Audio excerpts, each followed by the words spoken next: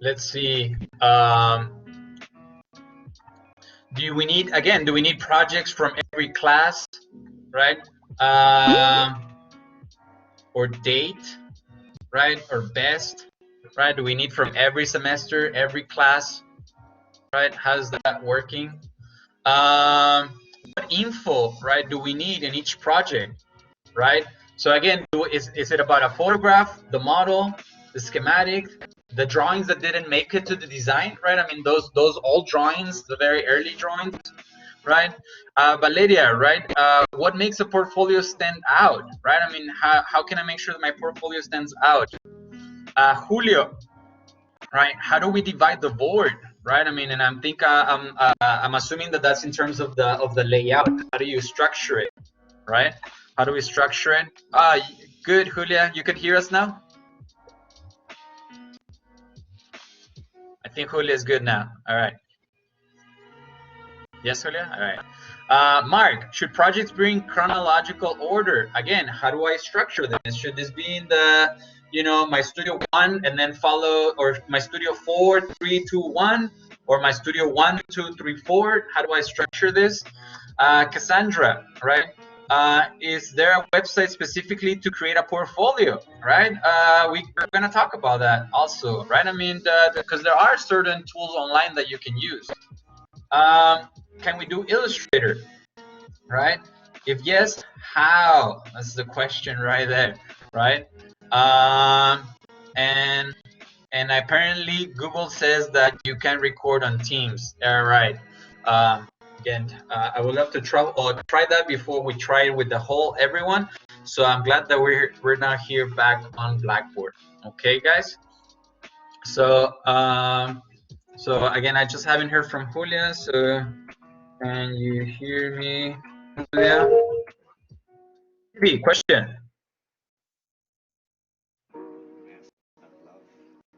Is there a question, Julia? Vivi? You can't tell me what it feels like to wake up next to a woman and feel truly happy. No?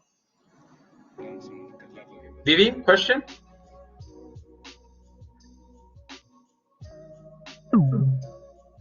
Vivi left the session. Okay. The rest of you guys can hear me, right? Just double checking. Yes.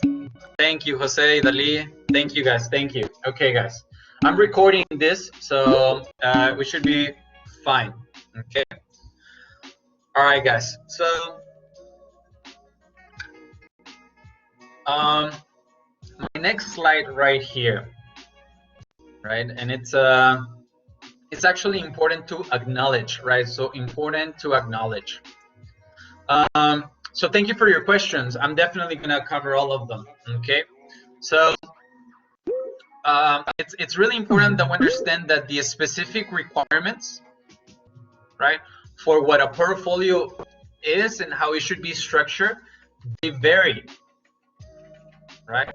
They vary per school and per program, right? So it's not the same requirements that Texas Tech has, right? Than let's say NMSU, right? Or UT San Antonio, right? UT Austin. It's not. And if you've already started this process, if you've already started with your transferring of school credits, right, you may have realized that, right? It's like, hold on a second, right? I mean, this school is asking for 15 pages landscape. This other school is asking for 20 pages printed and mailed, right? So how's that working, right? So each school has particular requirements and preferences, guys, stated on their admissions websites. So it's really important that you're aware of those requirements from the admissions website. In a way, it's very similar to a school, right? And maybe even within same classes, right? I mean, a good amount of you guys were just taking Studio 4. Some of you guys were with Professor Myers, some of you guys were with Professor Mireles. And there's sometimes that again, the submissions were different, right? Maybe me wanted digital, maybe Myers wanted, I don't know. I guess it has to be digital because of the conditions, right? But maybe it was different drawings, right? Maybe it was a different length. Maybe it was a different size of the board, right? So again, we just had a Studio 1 in my class, or Studio 2, I'm sorry, with a few of my students, right? And I'm not really sure what the requirements were for, let's say, Lindstrom's final project. So it's all about who are you working with, right? So really, really important, guys, is to know your audience, guys. Again, I cannot stress this enough, right?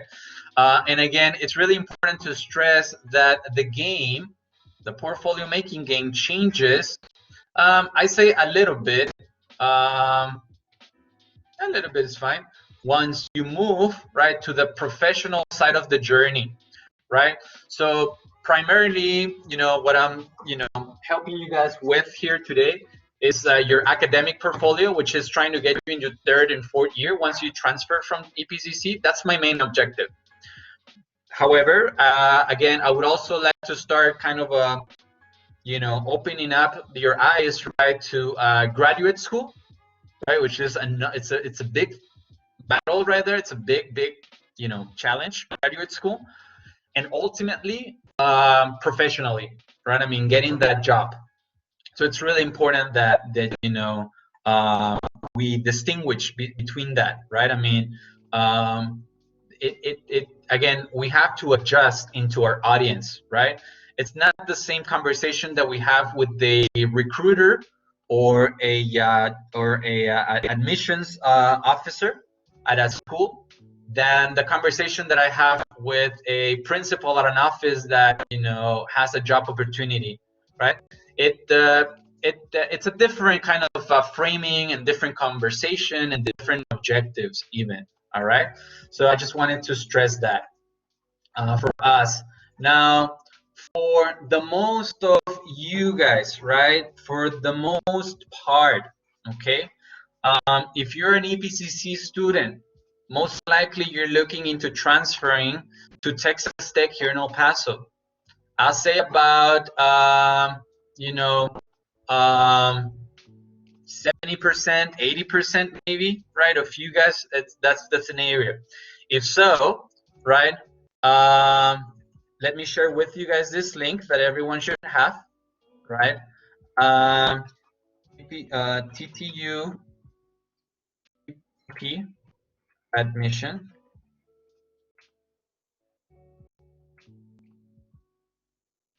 Let me share with you guys this link that everyone should have, because this website right there.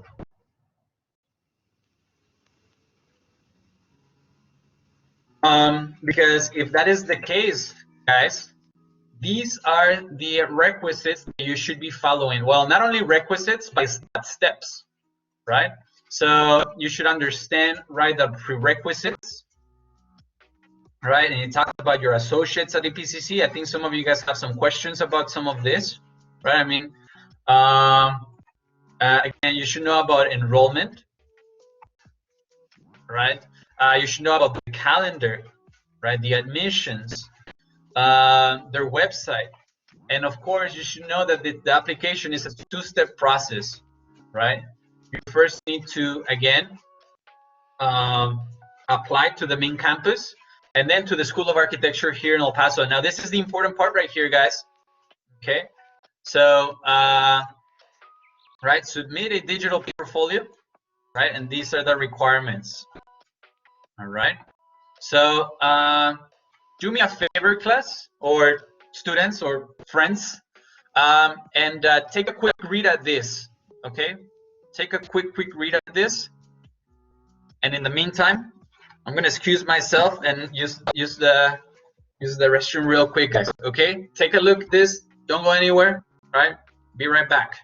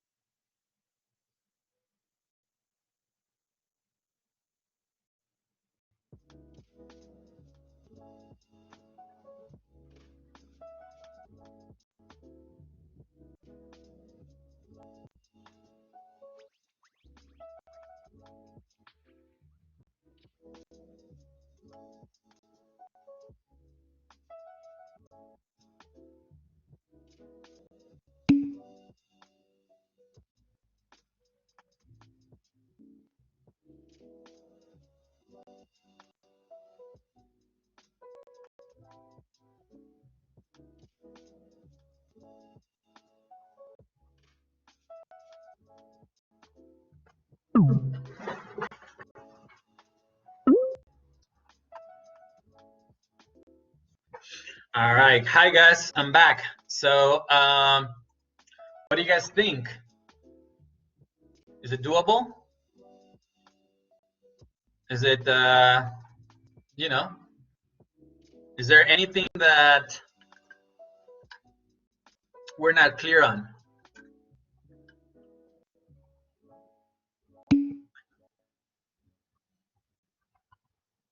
So as you can see, guys, this is kind of like the important, well, I guess for us, today, this is what some of you guys were asking, right?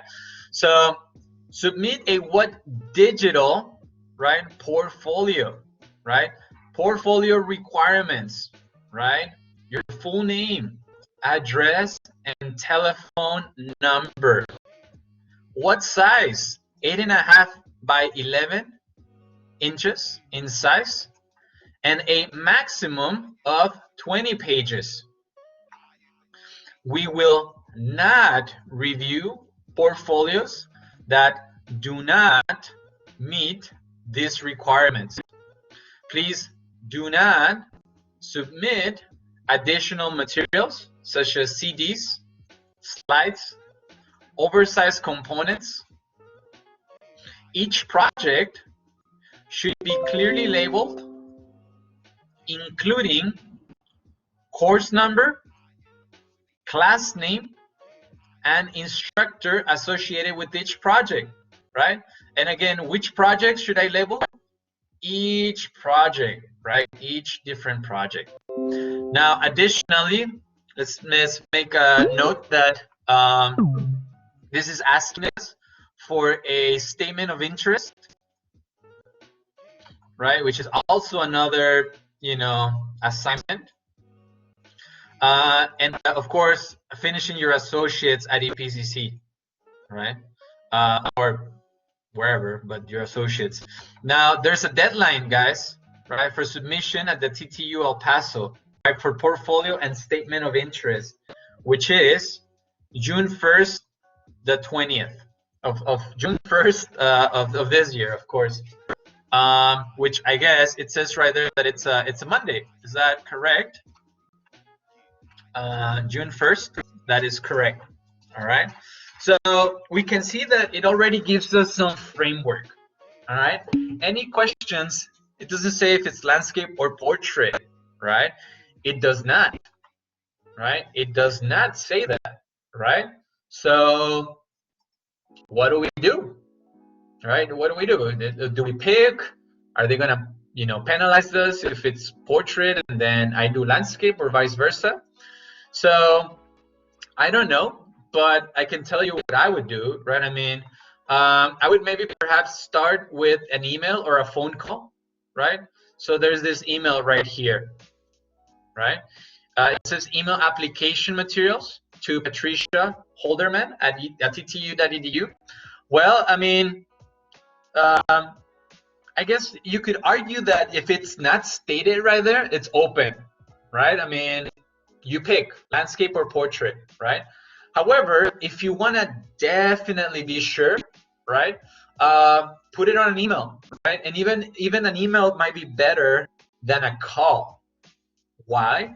Just so that you have the response for the record, right? I mean, dear Ms. Holderman, I am an APCC applicant for the fall 2020 semester. I have a really quick question. I was looking over the application process or requirements on the website, and everything seems to be clear. The only thing that I'm not really sure is if there's a particular orientation that should be followed for the pages, right? Or if this is open to us as a design criteria, right?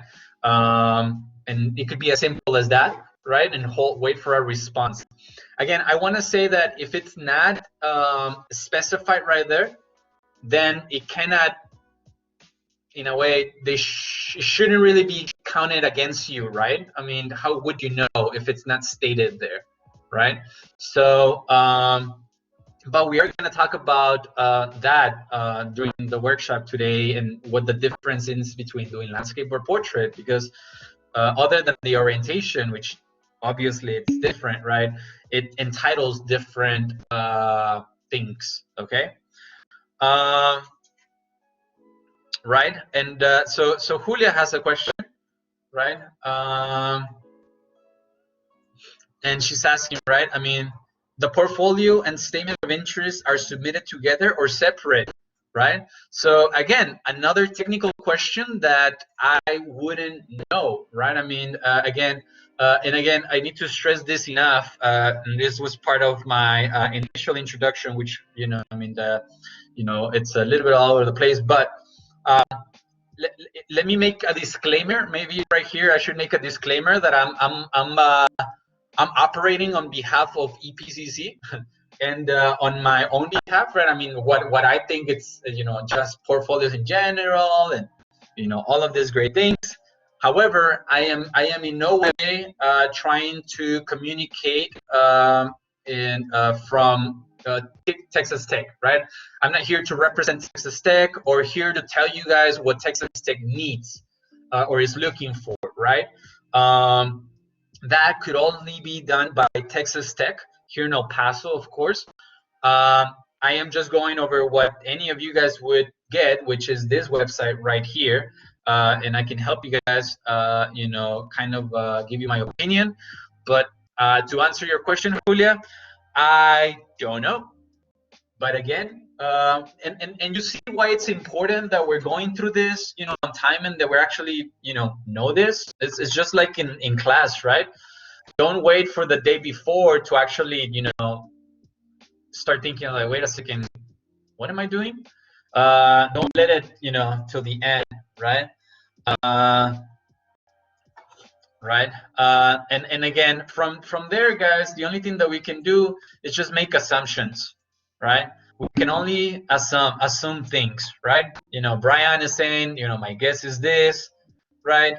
My guess is that. Again, every one of us would interpret maybe this wording differently, but then now it becomes interpretation and it becomes assumptions. So rather than assuming anything, I would, if you really want to have a peace of mind, right? Again, just reach out. And again, perhaps Texas Tech here in El Paso, right, after receiving 5 emails from different students asking the same question, maybe they address it on their, on their website, or, just they, just spread the word, right? But again, I want to say that it shouldn't be held against you, right? In my opinion, guys. Again, I am in no way talking on behalf of Texas Tech, either El Paso, Architecture, Texas Tech Lubbock. Okay, guys? So I'm just acting here in good faith, helping you portfolio, but again, I don't want to misguide you or mislead you, right? So if there's something that I don't know, I just don't know it. But we'll find out about it, that's for sure. And that's part of this workshop, right? I mean, that this is now becoming this process becomes now a self-driven process, right? This is where, again, it's all you now, right? Maybe even EPCC, your parents took you there, right? Or right? Maybe again, maybe just to join even EPCC, right? You were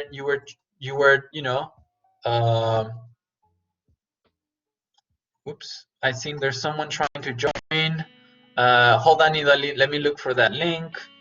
Let's see if it works right here. 1 second, guys. I think we have someone trying to log in. And again, guys, so again, guys, that's part of this workshop too, that up to a certain point, you know, we were just kind of like going with the flow, right? Okay, I'm done with high school. What's next? Well, I want to do architecture. Well, it's EPCC. Okay, I guess, right? I mean, and just go with it. You know, you show up, and again, you just kind of like mimic what others are doing, right? Because it's pretty general, right? But again, as you move forward, right, things are gonna become a little bit different for each of you guys. And this is where a lot of self-initiative is crucial, guys.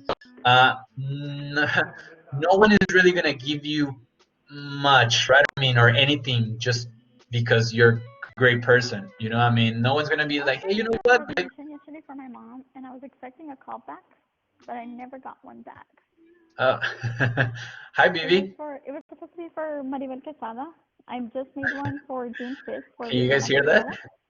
And they were just, they gave me the price for screening, and I see. Just mute her. No, just kidding. Oh yeah, I can do that. I can do that.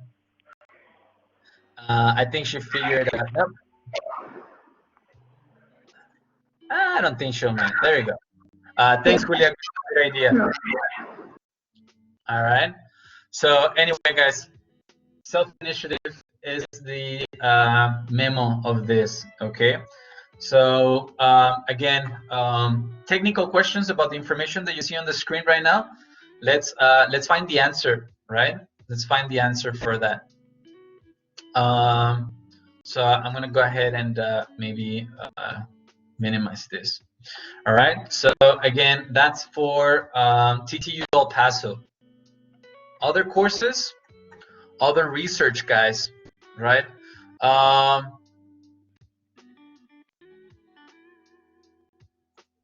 Let's continue, right? I have here the definition, right? I mean, what's a portfolio?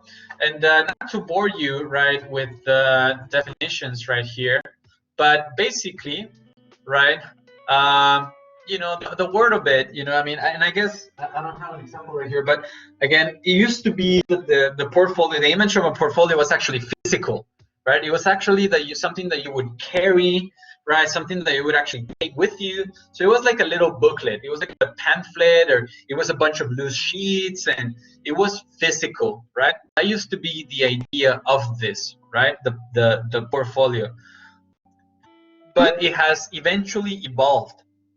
It has eventually evolved into being digital nowadays, especially with the conditions right now, right?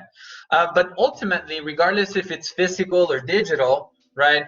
I think number 5 is the best kind of, you know, how do you say, definition for this, right? So again, what is a portfolio? Well, it's a selection. So there we go, right? Is it everything? No. It's a selection, right? You select what you throw in there. No one knows about that studio, right? Where, you know, something happened in life that, you know, it wasn't a great studio. It wasn't a great semester, maybe, right? I mean, you had problems outside of class, right? I mean, you know, work and family. And so that project, you know, you just passed the class. You know, you're not even sure how you passed the class, but you passed it. But the project is not, you don't feel that comfortable with it. Should you include it? We're gonna find out that perhaps no, right? Perhaps no. If it's not best, then no. Why?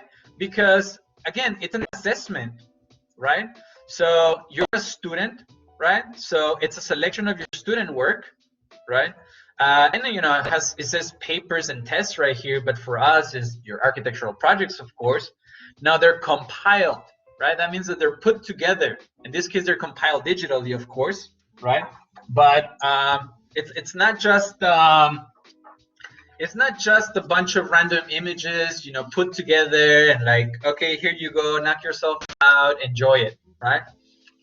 It's actually put together with the logic in mind. Now, this work, right, it's from a period of time. So for you guys, right, for us, it's going to be most likely your previous 2 to 3 years, both academically, professionally, and personally, right? I mean, and we'll talk more about that today. Because at the end of the day, guys, this portfolio is ultimately going to be used to assess your performance and progress. So again, guys, this portfolio assesses your performance and progress. That's the significance of this. So performance, how is it that we've done, right? Has there been bumps along the way, right? I mean, have you performed compared to others, right? I mean, better, I mean, about more or less the average, above the average, right? But other than comparing you to others, it also measures your progress. Okay, that was Studio 1, like, whoa, okay. And then you see Studio 2, okay, right, Studio 3, all right, Studio 4, wow. Okay, this person has a progression, right, that it has built up, right? I mean, this person has progressed. So that's why this is important, guys. There's a little did you know, right? We can skip that for right now. Again, you might hear also the word portfolio for investors, right? I mean, the portfolio of investments, right? I mean, it's kind of similar, except that not as awesome as our portfolios. And again, I return to this definition right here because it's really important right here, okay? Again, selection of your work compiled over a period of time and used for assessing performance or progress. Now, on this section right here, compiled over a period of time, this is where my Studio 2 students, all of you students that are not transferring yet, that you still need to finish your associates, right? Well, you mean like, well, I don't have to worry about this right now. But as a matter of fact, what we're going to find out is that the best portfolios, the most comprehensive ones would be developed, right? Not the week or the month before it's due, but throughout your career, right? You make it a habit, and you always have in the back of your mind the idea of a portfolio. Not a portfolio necessarily for that class that you're taking, right? For that instructor, right? For that semester, not only for that, right? But because you know that regardless, at the end of your path there, you're gonna need one. You're gonna need that one right after your associates. You're gonna need another one right after your bachelor's, and you're gonna need another one, once you finish your master's, and you're gonna need another one once you want to get a better job, and another one once you want to get another better job. Right? So this is compiled over a period of time. It could be a really daunting and a really stressful and just not a fun exercise to have to go through multiple years of work and just be, oh my God, like, what do I include, right? I mean, like, I have a mess in my files, like, I don't even know what classes I've taken. I don't even remember, right? So guys, start early, start now, right? Start this summer, right? Do a little portfolio for your first and second semester, right? Just for fun, just so that you have it. Who knows? It might help you for a scholarship, an internship, you name it, right? I mean, a work study position. Just have something. Start now. Now, if you're transferring this summer, well, you definitely need to start now. But if you're not, again, I'm glad that you're here, because this is really gonna be like, oh, okay, all right. So then if that's the case, let's start now. All right, guys, questions so far?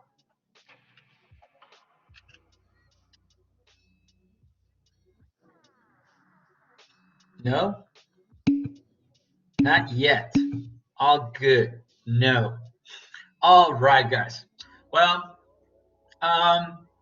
one of the first resources that I wanted to share with you guys, I mean, again, guys, I'm not trying to reinvent the wheel here. This is not Muñoz's edition of portfolio making.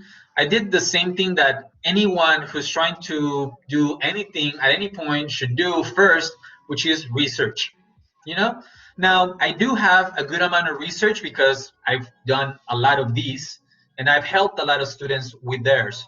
So fair to say that, yeah, I have access to more resources, right? Perhaps that some of you guys, but it doesn't mean that they're not open for you guys as well.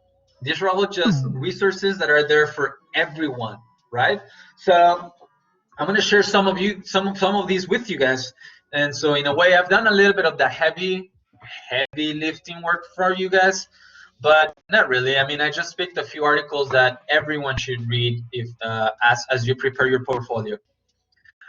Particularly, you want to hear from actually the people that actually received and review the portfolios, which is usually the admissions office, and then later on the specific division that you're applying for, the architecture department, the art department, the graphic design department. In this case, of course, is architecture, but any creative field utilizes this. Photography, you know, again, sculpture, fashion, interior design, all of these different creative fields utilize portfolios. And I found that art school portfolios and art school articles and websites, they very much apply to architecture school. You know, the only thing that you change is, you know, you insert the word architecture there for, you know, art or whatnot. So from this article right here, if we click on it, then again, I'll share with you guys all of these resources. At the end of the slide, I have all of these links for you guys. We're gonna see some of the content that they share with us, right? What's going on? That if any of you guys, or if you're here, it's because you're definitely interested on doing a good job on your portfolio, right? So I would count on all of you guys to read all of these articles. But again, I've extracted the most. I'll give you guys the highlights of this article right here, right? So again, it's common in all of the creative fields, and of course for us architects. You're not doing something that, again, has not been done before. And that's why, again, guys, there's so many resources out there.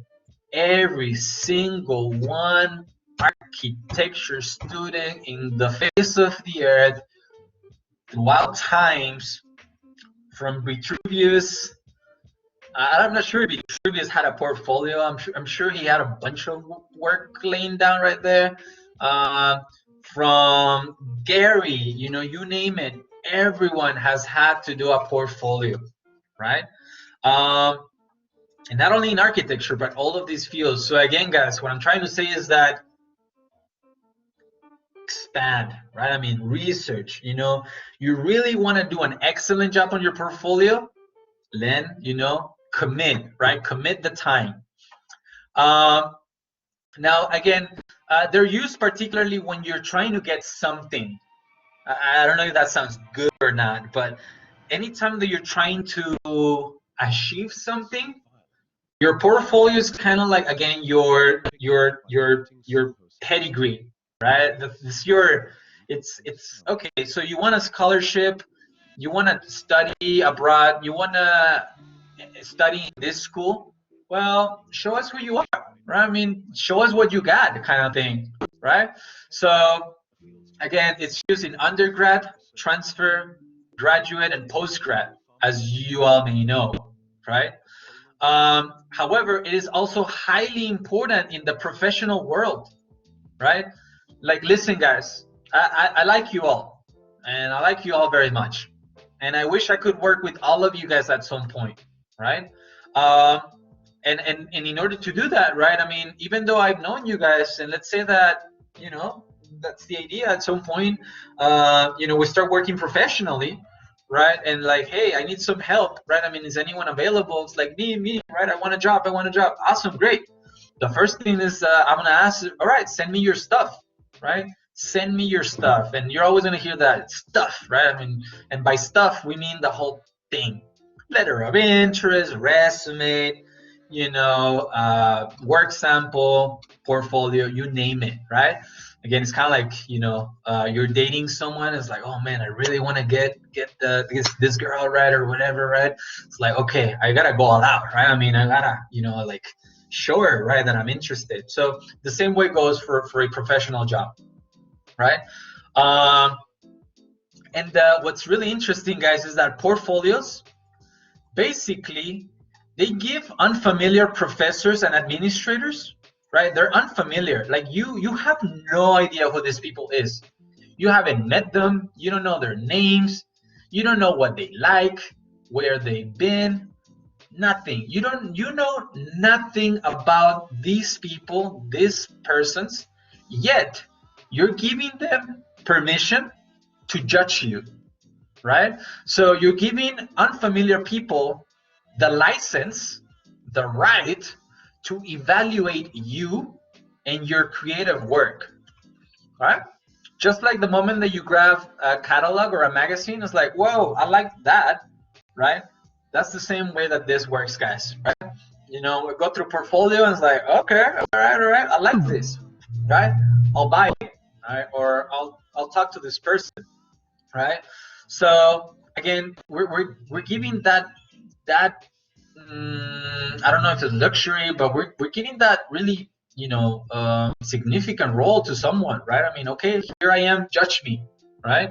So that being said, if that's the case, right, shouldn't that be then the best there is, right? I mean, why would you want to give someone the ability to judge you wrong or judge you in a negative way, right? I mean, even my friends that are all, you know, have a rebellious attitude towards life, well, I mean, I'm sorry, but at some point we all need each other, right? And you know, you're going to be judged in your work as well. So and what happens is that this judgment basically determines the next few years of your life. Right? That's what's so important. It's what says if you move to a different city. It's what tells if you get that scholarship, if you get that financial assistance that maybe you're looking for. It's what tells if you can get that job that you've been looking for, right? So portfolios open doors, guys. That's the idea of them. And again, they're a crucial piece in the application process, right? So they're crucial. It's honestly, guys, your GPA is important. Your work experience is important. Your commitment with the community, it's very important as well. Your relationship with your professors, it's important as well. Everything is important, right? However, something that is crucial is your portfolio.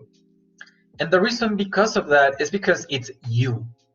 It's you in an uncured, well, it's very cured, but it's you in a as it is, right? So it's not someone talking about you or, you know, about, you know, how well you did on exams. It's about, you know, your creative process and mentality, all right? So it is really important to put together the best possible representation of what? Your work. The best possible representation of your work. That's it, guys. Nothing more and nothing less than the best. It is an opportunity to grow as an architect and develop what your practice is about. And this is a really important point right here, guys. As you start going through all of the work that you've done, you know, the few semesters that you have in school and the few classes that you've taken, you're going to start noticing something, right? If you haven't noticed it yet, right? And it's going to be like, wow, I've done a lot of work, right? I've done a lot of things, a lot of classes, a lot of assignments, a lot of projects. I've learned a lot of content. Like I have a lot of stuff. But the moment that you start seeing it together, right? I mean, that you start kind of like going through it together, right? You should start reflecting, right? I mean, interesting. That's what I was doing the first semester, then this, the second, third, fourth. So you're learning about yourself. And like, yeah, I still need to work on, floor plans. I mean, yeah, I'm seeing that, they get better, but not where I want to get. Or you start learning that, I really like materials. I had not noticed, but in all of my projects, I'm particularly concerned about the construction of this. Like, is this out of metal, concrete, glass? So maybe I'm really into materials and I didn't know that, right? Maybe I'm really into form, right? Maybe I'm really into geometry. Maybe I'm really into writing. Maybe I'm really into hand drawing, right? So again, it's not until you start seeing everything together that you start realizing what you're made of, right? It's like, okay. Oh, wow, I didn't know I could do that. I didn't remember that I had to learn to do that. I wasn't born knowing this, right? So this, guys, becomes a reflection, right? This becomes something that, again, you start analyzing yourself, you start interpreting yourself, and you start understanding yourself, whatever that means, right? And trust me, it goes on forever, right? I mean, I guess we're constantly, hopefully it does. I think we're constantly finding ourselves, all right? Or even better, rather than finding ourselves, we are making ourselves, we're building ourselves, right? I mean, we're developing ourselves, right? I mean, we're growing. So there's my speech there. Moving on, right? Again, I mentioned this. It's important that you understand what school you're applying to. Right now, I'm giving you guys the big lecture. Right? I'm thinking that you guys are applying to MIT, right? Harvard. I'm thinking that you guys are applying to UCLA. I mean, UT Austin, right? I mean, I know that the objective right now is to transfer to tech here in El Paso, right? But again, guys, this is something that you're gonna constantly be doing. So I would like to start showing you guys that this is where all starts, and no dream is really too big, right? I mean, if you really have that ambition and that vision of being somewhere else in a specific program in school, it can be done. Let's pave our way to get there, right? There's a way of getting there, and that's what we need to understand, all right? So in a way, this might seem like a lot sometimes that I'm sharing with you guys just for a transfer EPC or for a community college transfer portfolio, but I don't think it's ever too early, to start really understanding the significance of this and the potential of this. Now, that being said, guys, it's important that we understand that the criteria by which your portfolios are evaluated can be difficult to decipher, right? Because in a way, this becomes subjective, right? It's like, wait a second, like I don't understand, like what happened? Like they didn't like my work, like I didn't get accepted, right? Why? I mean, why am I being rejected? What's wrong? I'm great. What are you guys talking about? I'm phenomenal. My parents love me. My mom loves my work. What's wrong with that? Right? Well, again, guys, we have to understand that each program, each school, each employer is looking for something, right? Everyone, we're all looking for something. And just because it's kind of like dating, right? I mean, it's like, again, you're dating someone, everything's going great, and for whatever reason, either you or the other person, it's like, I don't know, it's not what I'm looking for, right? I mean, it's just that.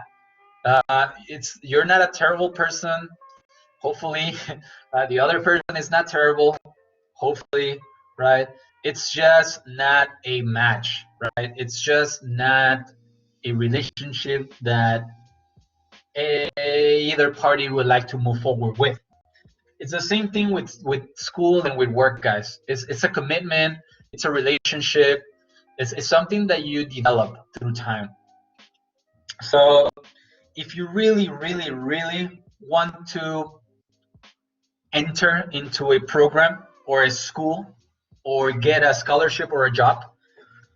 Just the same way that whenever you want something, you need to understand what it's going to take to get it, right? And again, perhaps on dating, right? I can relate a lot to dating, right? If you like, you know, I want to get to know that person, right? You know, that person right there. I want to create something, right? I mean, I really like her, right? I want her to notice me, and I want her to know, right? I mean, what I'm about, right? So we need to again frame ourselves, right? And you know, kind of like, you know, throw ourselves right into these scenarios, but you need to first understand the other side. What is that program or school into? Who are the professors? What kind of classes are they taught there? Are you only interested in that school because you think it's an important school, right? Because everyone talks about Berkeley. Now, I guess you want to go to Berkeley, right? But do you even know what Berkeley does, right? UC Berkeley does. Do you know what Pennsylvania does, right? NYU, any university, right? Do you know them, right? Or are you just trying to get lucky and see like, okay, join us, right? I guess, yeah, sure, why not, right? It doesn't kind of work that way, guys. It really doesn't, okay? So again, it's objective how we get accepted or not into these things, and sometimes, guys, it's just faith and pure luck. A lot don't like to recognize it, but sometimes we just get lucky, guys. And yeah, that's all really that could be said there. All right, so here we go, guys. Continuing, right? As I mentioned right now, do not include every kind of work you've made. But my parents have it framed in the living room. You know, it was moved from the fridge. Now it's in the living room, right? It's framed now. It's a beautiful piece, right? Yeah, I know, but you got that award when you were in 6th grade, right? Do you really want to, you know, include that, right? I mean, you know, I got the first place regional in the science fair, whatever, right? I was like, okay, well, I mean, maybe we can talk about that, right? But again, it's not about every single accomplishment of your life, guys. It really isn't, right? You know, you are black belt. You turned black belt when you were 14. Impressive. You know, maybe there's a way that you can talk to us about some of your hobbies, but perhaps not the main emphasis of a portfolio. Okay. Now, that being said, it's valid, right, that you include work that you've made on your own time, and not only in classes or for a grade. And the more that I research about this, and the more that I read about this seems to be a big one, particularly for art schools, but even it's starting to be more common in architecture school, right? That that again, people are interested in seeing what you're about. Are you doing this just because your family wants you to get a degree? Right? Do you really like architecture? Do you really like what you're into? Right? I mean, because if you do, the argument would be that if you really like what you do, you would do it regardless of a grade or a class, right? I mean, if that's the case, you know what I mean, then show us that, right? It shows that you care, right? It shows that you're committed, and it frankly just shows that you're just kind of obsessed with it, and you know that this is not a transitory thing, right? That it's not just something that I have to do this assignment, which we hear a lot in school, right? I mean, it's like, and that's where again, sometimes as faculty, right? And again, it's not our job to judge any of you guys, right? But that's kind of like the mentality that we want to change sometimes in school, right? It's a lot of work. We know that, right? We assign it. We've gone through school, right? We know what it is, right?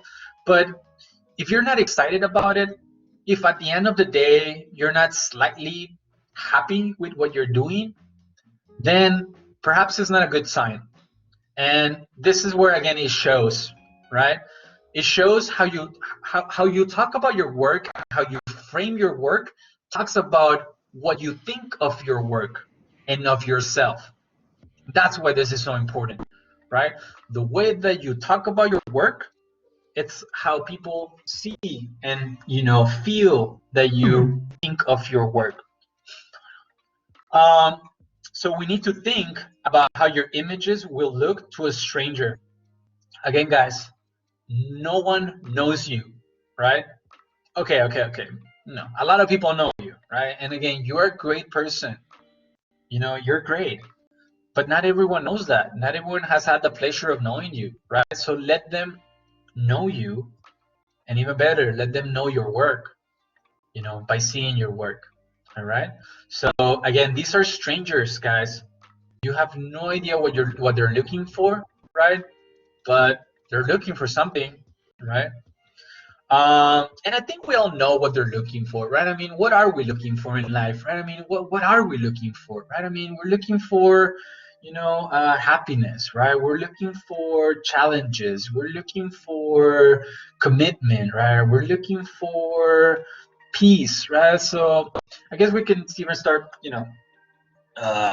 philosophical about this, right? But again, maybe we want to be impressed, maybe we want to be motivated, right? I mean, so that's what we're looking for, right? I mean, someone that, wow, it's meaningful, right? I mean, it's memorable.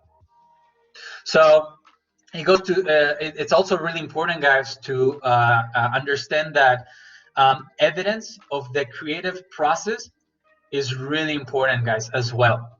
And I'm eminent about this in my classes, right? If you've had me for any class, right, you'll know that I'll ask you guys to take photographs of your work, but not only when it's final. I'm asking you guys to take photographs of your process, your study models, your drawings, your submittals, everything, right? Because the project, as pretty as it looks, right, at the end, it wasn't a day of work. It wasn't a week of work. Sometimes it's not even a month of work, right?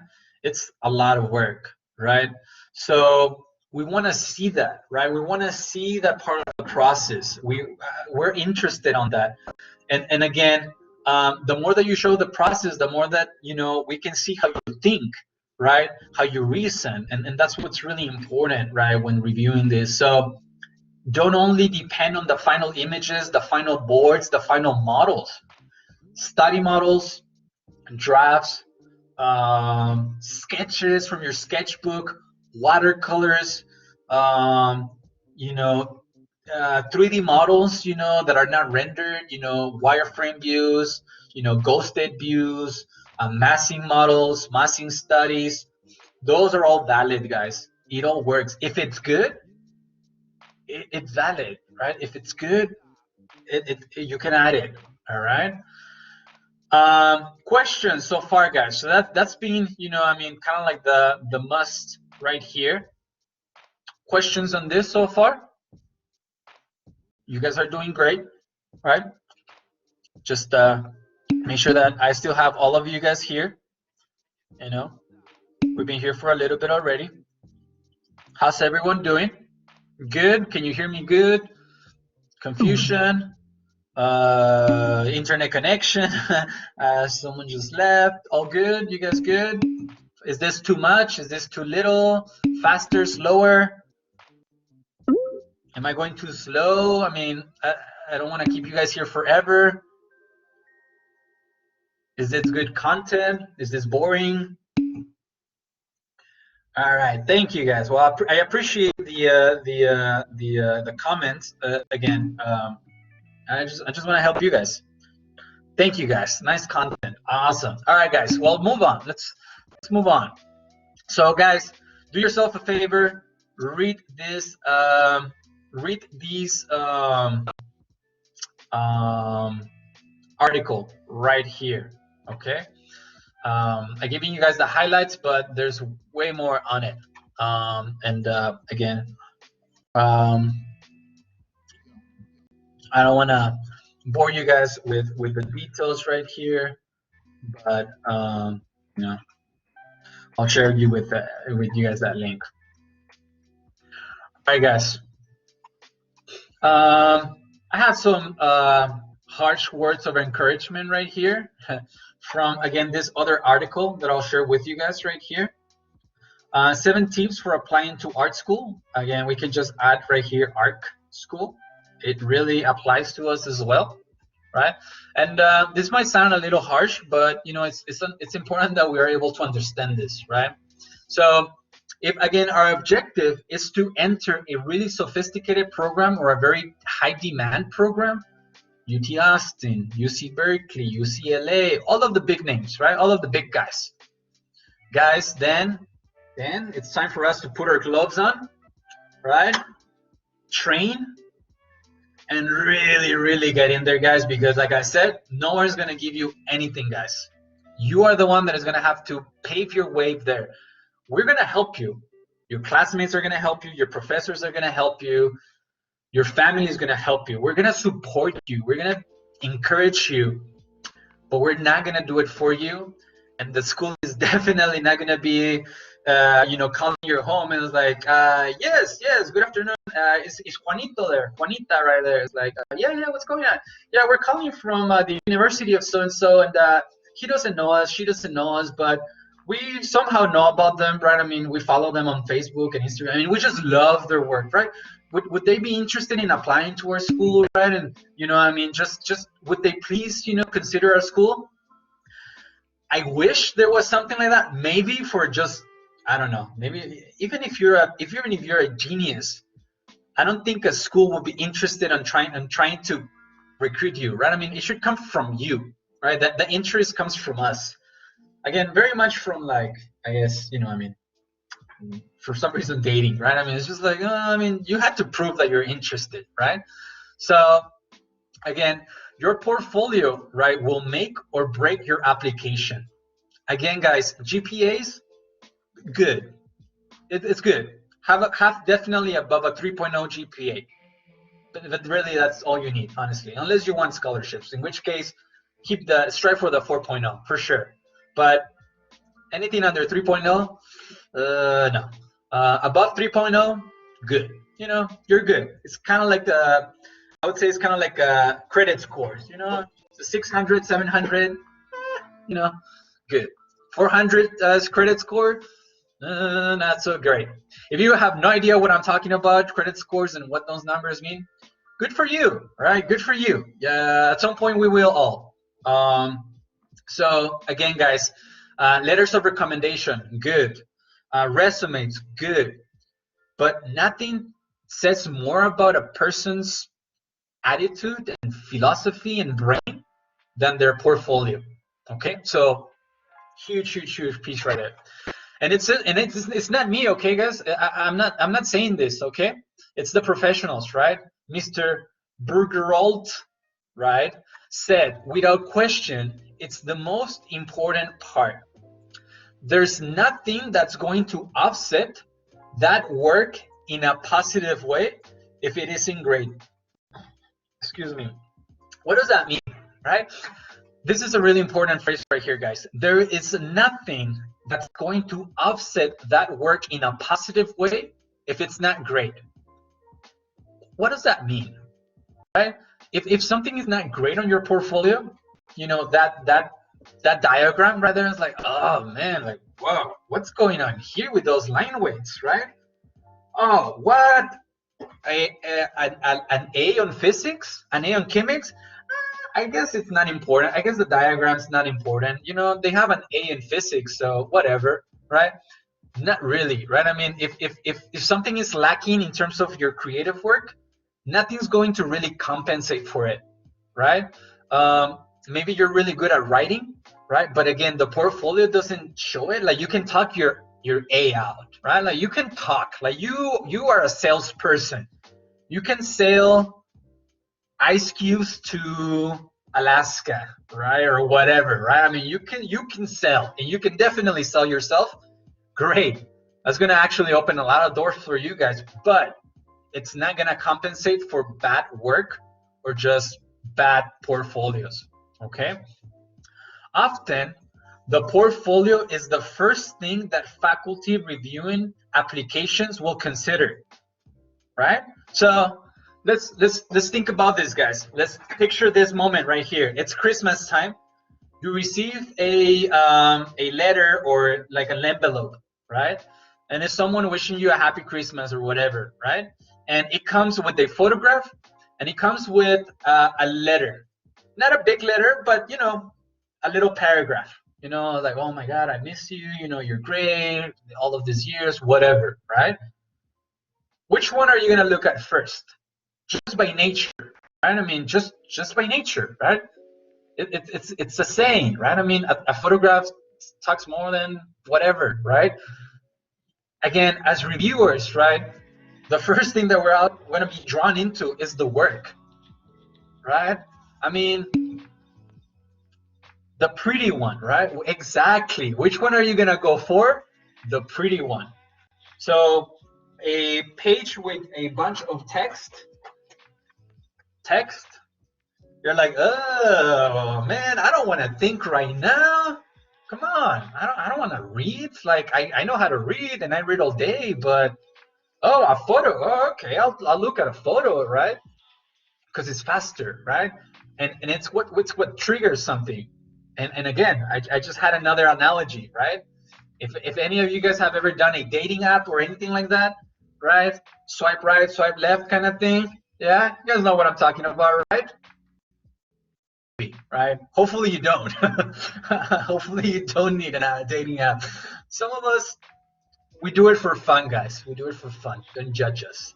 But again, right? I mean, you know, you're swiping right, swiping left, you know, or you're looking for houses, you're buying a car, right? I mean, show me the photos, right? I mean, get me excited about it, and then I'll read about, you know, your 2-month trip to India, and you know, your love for, you know, animals and the beach. You know, I mean, that's great too. But you know, I mean, do I like what I see first? It's just human nature, guys. Especially if you consider yourself a visual learner, right? How many of us like to use, well, I'm a visual learner. I need to see it. Well, guess what?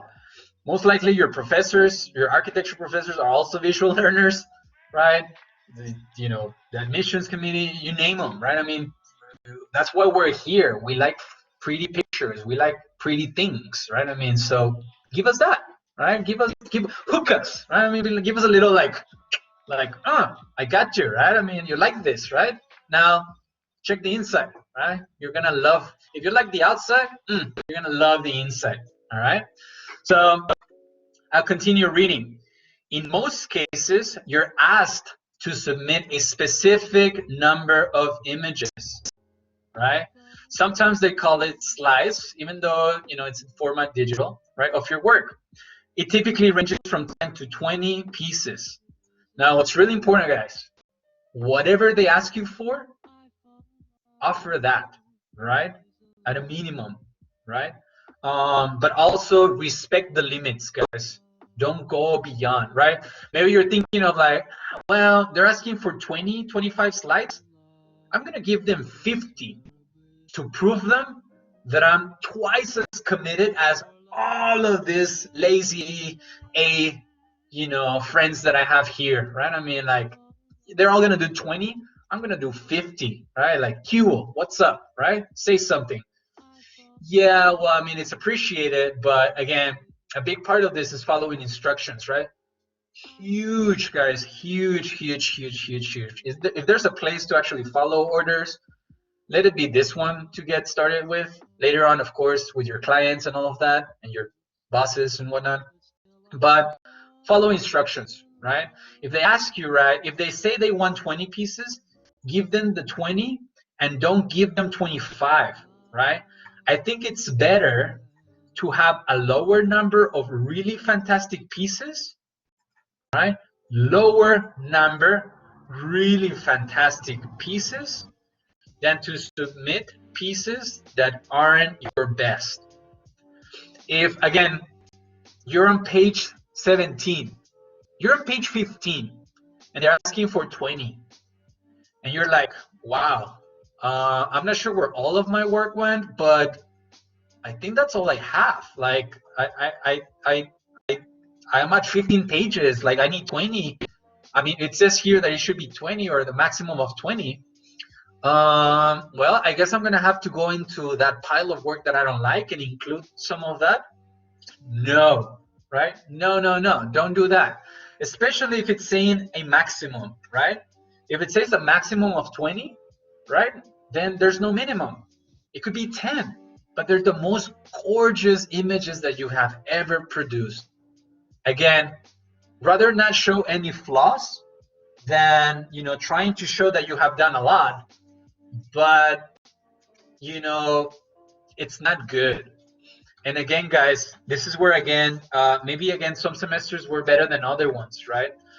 Maybe some semesters you just work your butt off, man. Like, you know, you were working 40 hours a week and going full time to school, and again, you just survived, right? And that Studio One project, it's not, you know, it's not good. And again, how do I know, Munoz? How do I know if my project is good? Honestly, you should know. You should know because you saw what your other classmates did. And you should know from the grade, hopefully, if you remember what you got that semester. And you should know from the relationship with your instructor, right? I mean, oh man, he loved it, she loved it. It was posted here, it was shared with the class, right? It was well received. If the only thing that I got from it was a C and a good job, let's do better next time, as a comment from my reviewer, then probably it's not a great work, is it? Probably, right? So again, guys, again, if it says a maximum number of pages, you can do less, guys, right? You can, right? And it's probably the safest thing to do, right? It's probably just good, right? This good that you do that.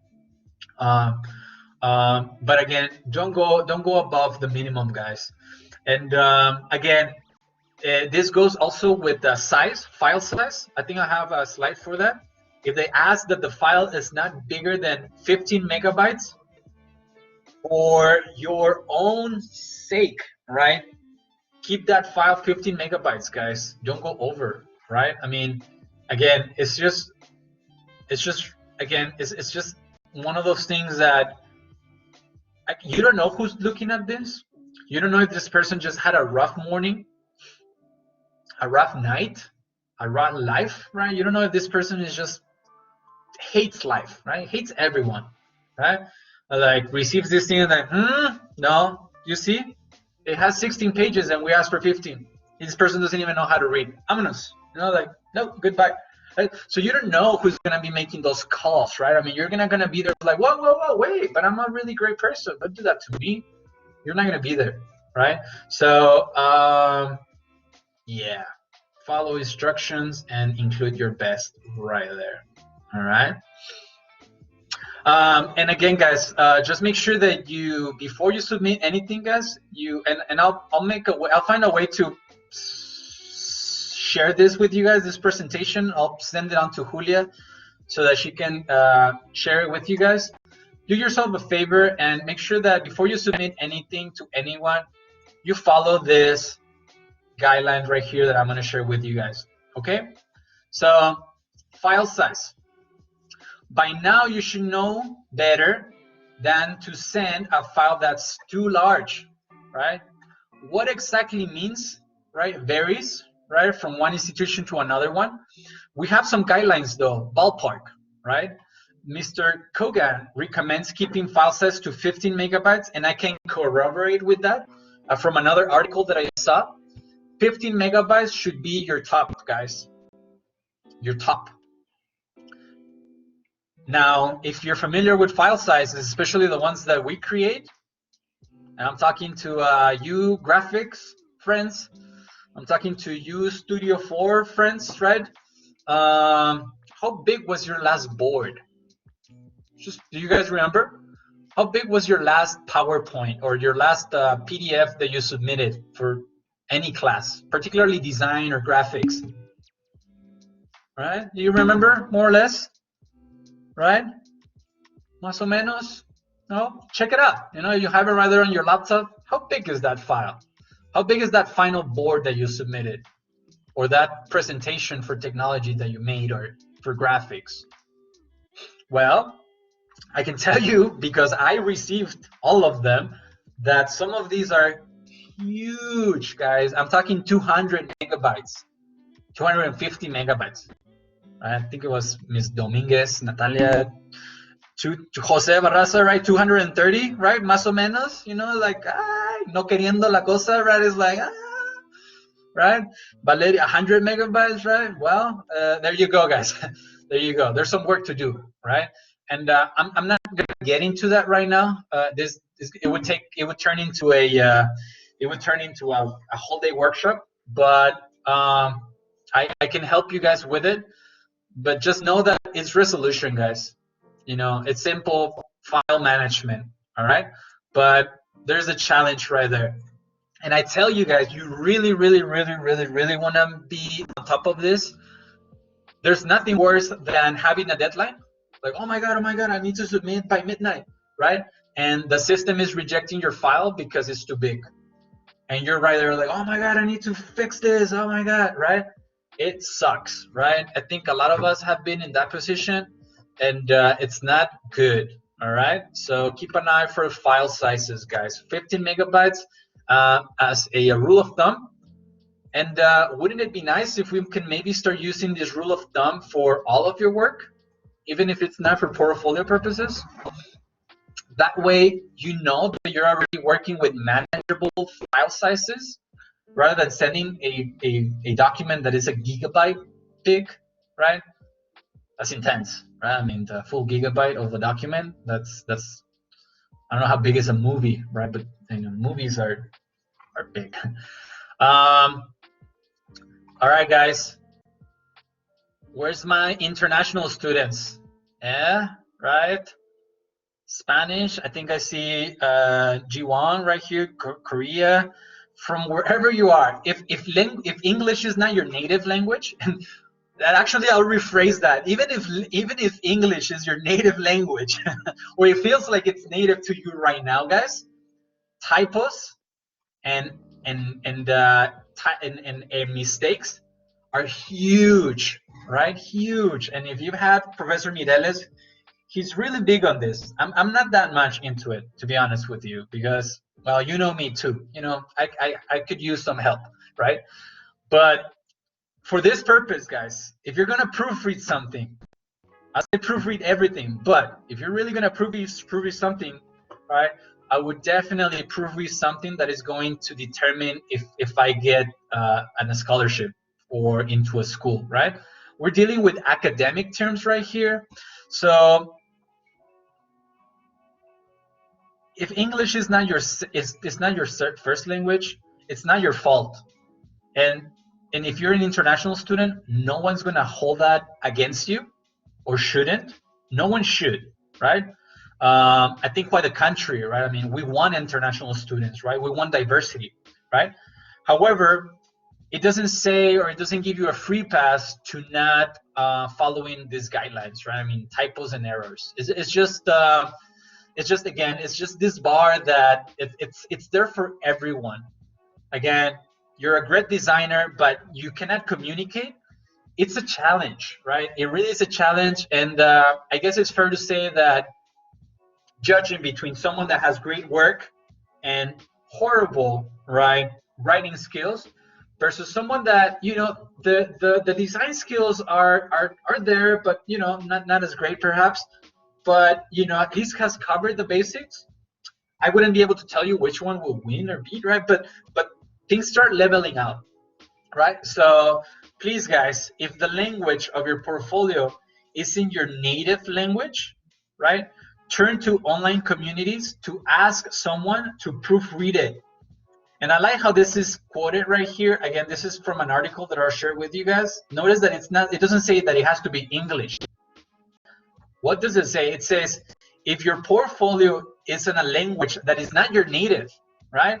I have an example, right? I mean, there was once that I was looking for kind of like I was offering my services to a person here in Mexico, right? And I had to reformat my work in Spanish.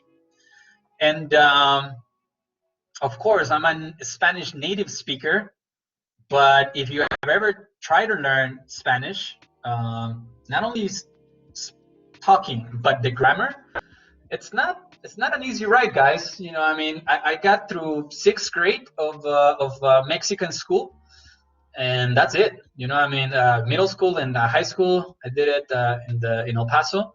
So Spanish is not really. I'm not good at writing Spanish. You know, as ashamed I am to admit it, right?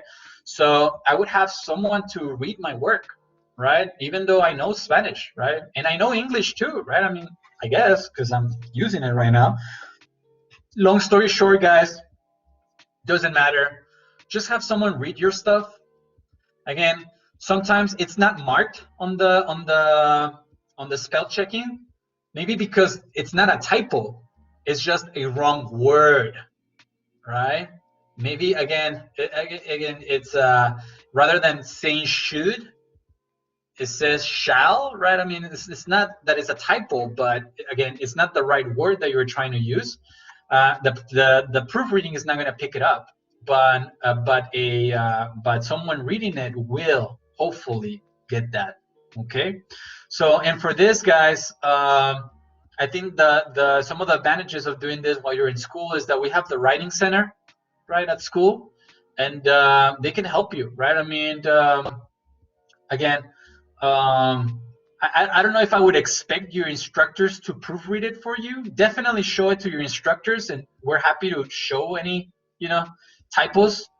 But again, make sure that you read it, okay? And have someone else, you know, I mean, someone that you trust has a good grammar, read your stuff, okay? Yeah, really important, guys. And again, we see that all the time, guys. And sometimes we see it in the most unfortunate ways, right? I mean, like, oh my God, right? I mean, the title has a typo. It's like the biggest font, it's like the main thing, and it has a typo on it, right? I mean, but anything that you type, guys, is fair game. So if it's a text there, assume that someone's going to read it. Even if someone doesn't, assume that everyone's going to read everything. Which then brings us to our next point, right?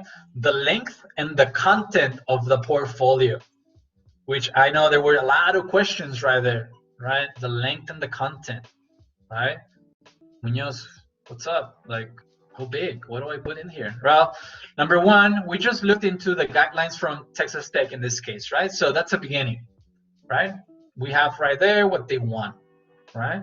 Now, let's take a look right here. Portfolios are time consuming to put together. So keep that in mind, guys, right? Portfolios are not just something that you're going to do overnight. They're a project. They're a little project, right? So they're time consuming, okay? So that's why I say start now. Now.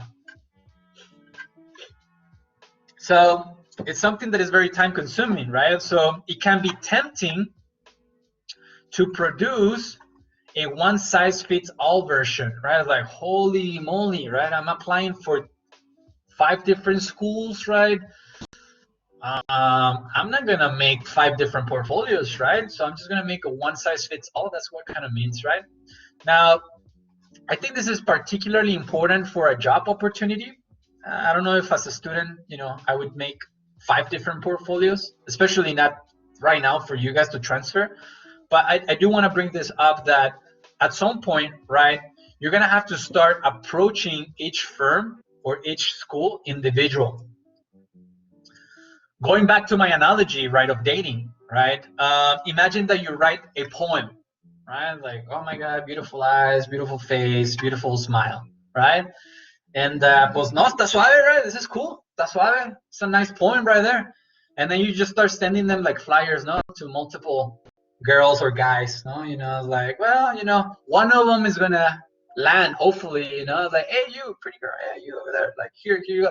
And of course, right, I mean, the first one would be like, oh my God, this is very nice, and oh my God, very nice, and all of a sudden it's like, wait a second, it's the same, right? I mean, it's not really speaking to me anymore, right? I mean, it's general, right? So it's kind of like the same, particularly for a job. Schools, I think it can also, it applies as well, especially, again, the high-level schools. but definitely for a job, right? And that's where you're going to start kind of like, okay, that school or that program or that office is very technical, right? They only care about, realistic work and, technical drawings and AutoCAD drawings. So let me look for my best work of that nature, right? Again, this one is different and so forth and so forth, right? So different schools and different offices might need presenting your work differently, right? I know I had to do this again, finding jobs. The reality is that, especially when you first graduate, you just want a job, right? I mean, you just want to be able to start paying some loans and credit cards and just hopefully not move back to your house or with your parents and just start having a life of your own, right? So you just need a job. So that being the case, you start applying to different places, right? I mean, different places. And again, you would think, right? I mean, it's like, what's the big deal? But again, hiring someone, especially for something as an architecture job, is really, really, really something. It's a big deal, guys, to hire someone. You really don't want to hire anyone and without fully, right, screening them, right? If any of you guys have ever been managers, have been in that position, you know what I'm talking about, right? If you've been a supervisor or you have to be involved in hiring someone, you know what I'm talking about, right? So again, it's important that we understand that you want to work for us, right? Us, that not the neighbor, right, or the firm next door. They don't have to know that you have applied there as well, right?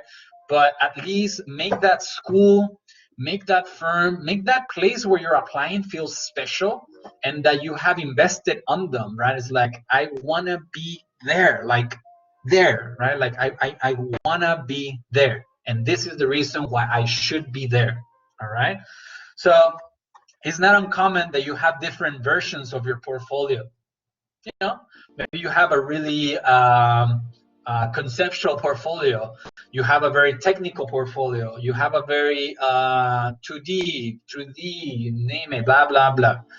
Again, guys, not trying to overwhelm anyone. It's like, whoa, wait a second. Did I just see that the deadline is June 1st and now I have to do 10 portfolios? Like, no, don't be silly, right? No, I'm talking again, this is the big picture, guys. Take care of first right now the transferring, but hopefully you can carry on this knowledge onto other portfolios that you ever do, all right? So it's not uncommon that you have different versions of your portfolio that, again, they vary even in length, right? Maybe you have one that is longer, maybe one that is shorter, right? Because ideally at some point you're gonna have an online version of your portfolio, a website or something like that, right? Which again, you might want to send people there to know more about you, right? So again, tailor your portfolio to individual practice or school you apply to. Again, especially if it's a high-ranking school, right? And the best way that I can think of doing this, or one of the best ways, is to look up the school that you're applying for, right? You want to go to Berkeley? Well, do you even know who the dean is? Right? Do you know who the faculty is? And you'll be like, whoa, Muñoz is like that? Like, I need to know who cleans the school? No, I didn't say you need to know the janitor, right? I say you should at least be aware of who's running the school, right? I mean, because whoever is running the school, it has a big impact on what the school is about, right? So know what kind of classes they offer and throw it in your letter or throw it in your documentation, right? I'm aware that faculty, Perez Gomez is there, right? I am highly driven by their work, right? I want to learn from them, right? I have a project that was trying to explore his or her ideas, right? I feel, right, that I have something that I can contribute, right, to the program, right?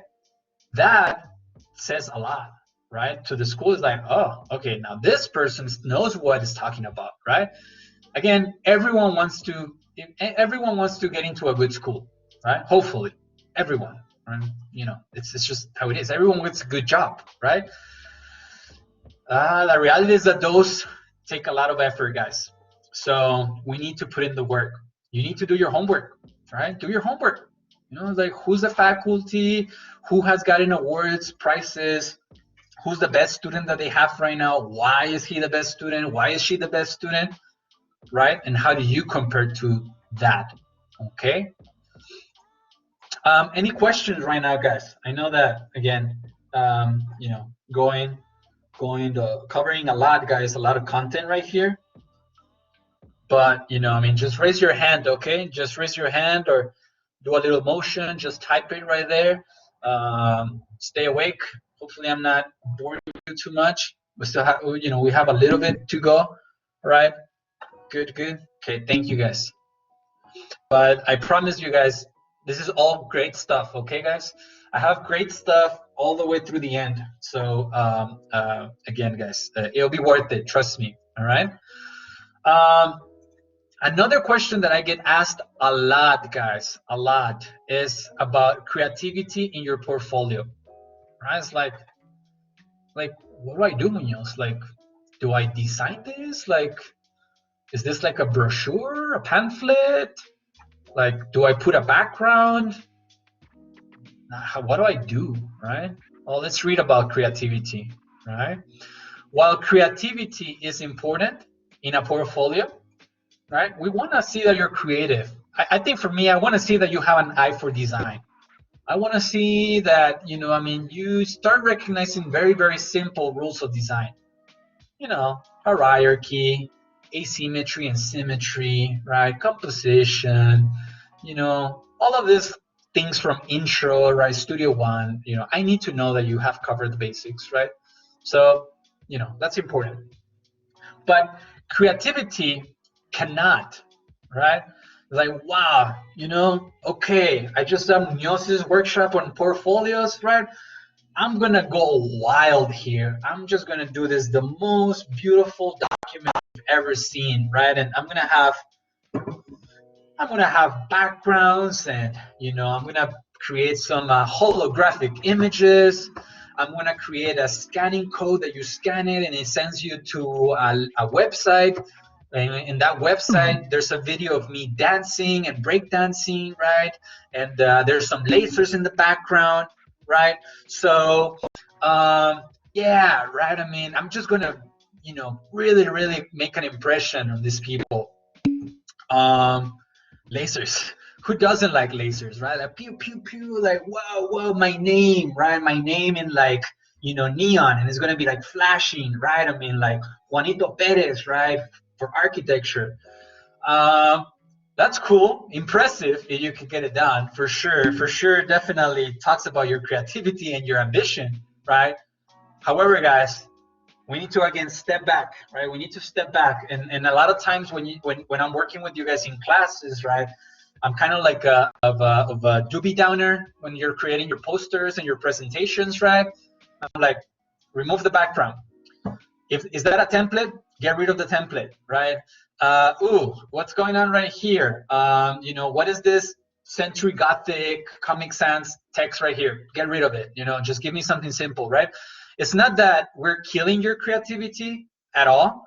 We're trying to save you, right? We're trying to and sometimes we might not, again, the problem might be that maybe we don't stress it sometimes. Why, right? Maybe sometimes they're not even timed, right? Sometimes I just tell you, right? It's like, okay, this text too big, make it smaller. This too little, too big, right? Sometimes I can, sometimes I do, right? But what we're trying to say, guys, is that whatever you do cannot be at the expense of the work, the portfolio. That same portfolio that you're making, right, is meant to showcase. So again, we talked about compensating. You're like, man, wow, I really slacked it, right? I mean, like, okay, I passed all of my classes, right? And I'm done, thank God, right? But like, geez, man, like, all of my models sucked, right? Like, oh man, like, I need to do something about this. I know what I'm gonna do. Lasers, right? Like, no. Again, it doesn't work that way, right? I mean, we cannot compensate for bad work. We talked about that already, right? So anything that you do in terms of making your portfolio stand out cannot be right, at the expense of you showcasing, right, the same work that you're actually trying to showcase on that document right there. So I always say, right, let the work speak for itself. Guys, they've given you already enough criteria to follow, right? They're already giving you something to, they're giving you the building blocks, right? So they're asking you for your name, your address, your telephone. They're giving you a page size. The project should be labeled, the course number, class name. Guys, take care of that first. Again, before you start throwing lasers on everything, is your name on it, right? Is your course name on it, right? It's really important, guys. It's really important. I cannot stress that enough, right? So,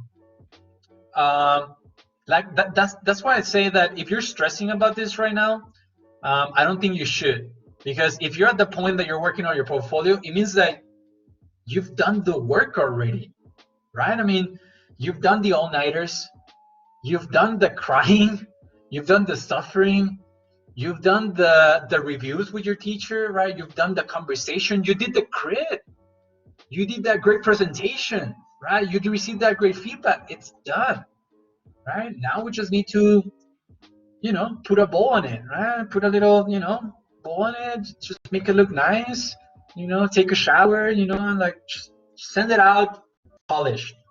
But the work is done now, guys. This is where, again, I need to stress that enough. I cannot tell you how many times, including everyone, right? We always think, I know you guys, right? And I know myself, right? What do we think? Like, oh my God, I need to finish this board. Oh my God, this looks awful. Okay, that's fine. I'll redo my renders when I'm working on my portfolio.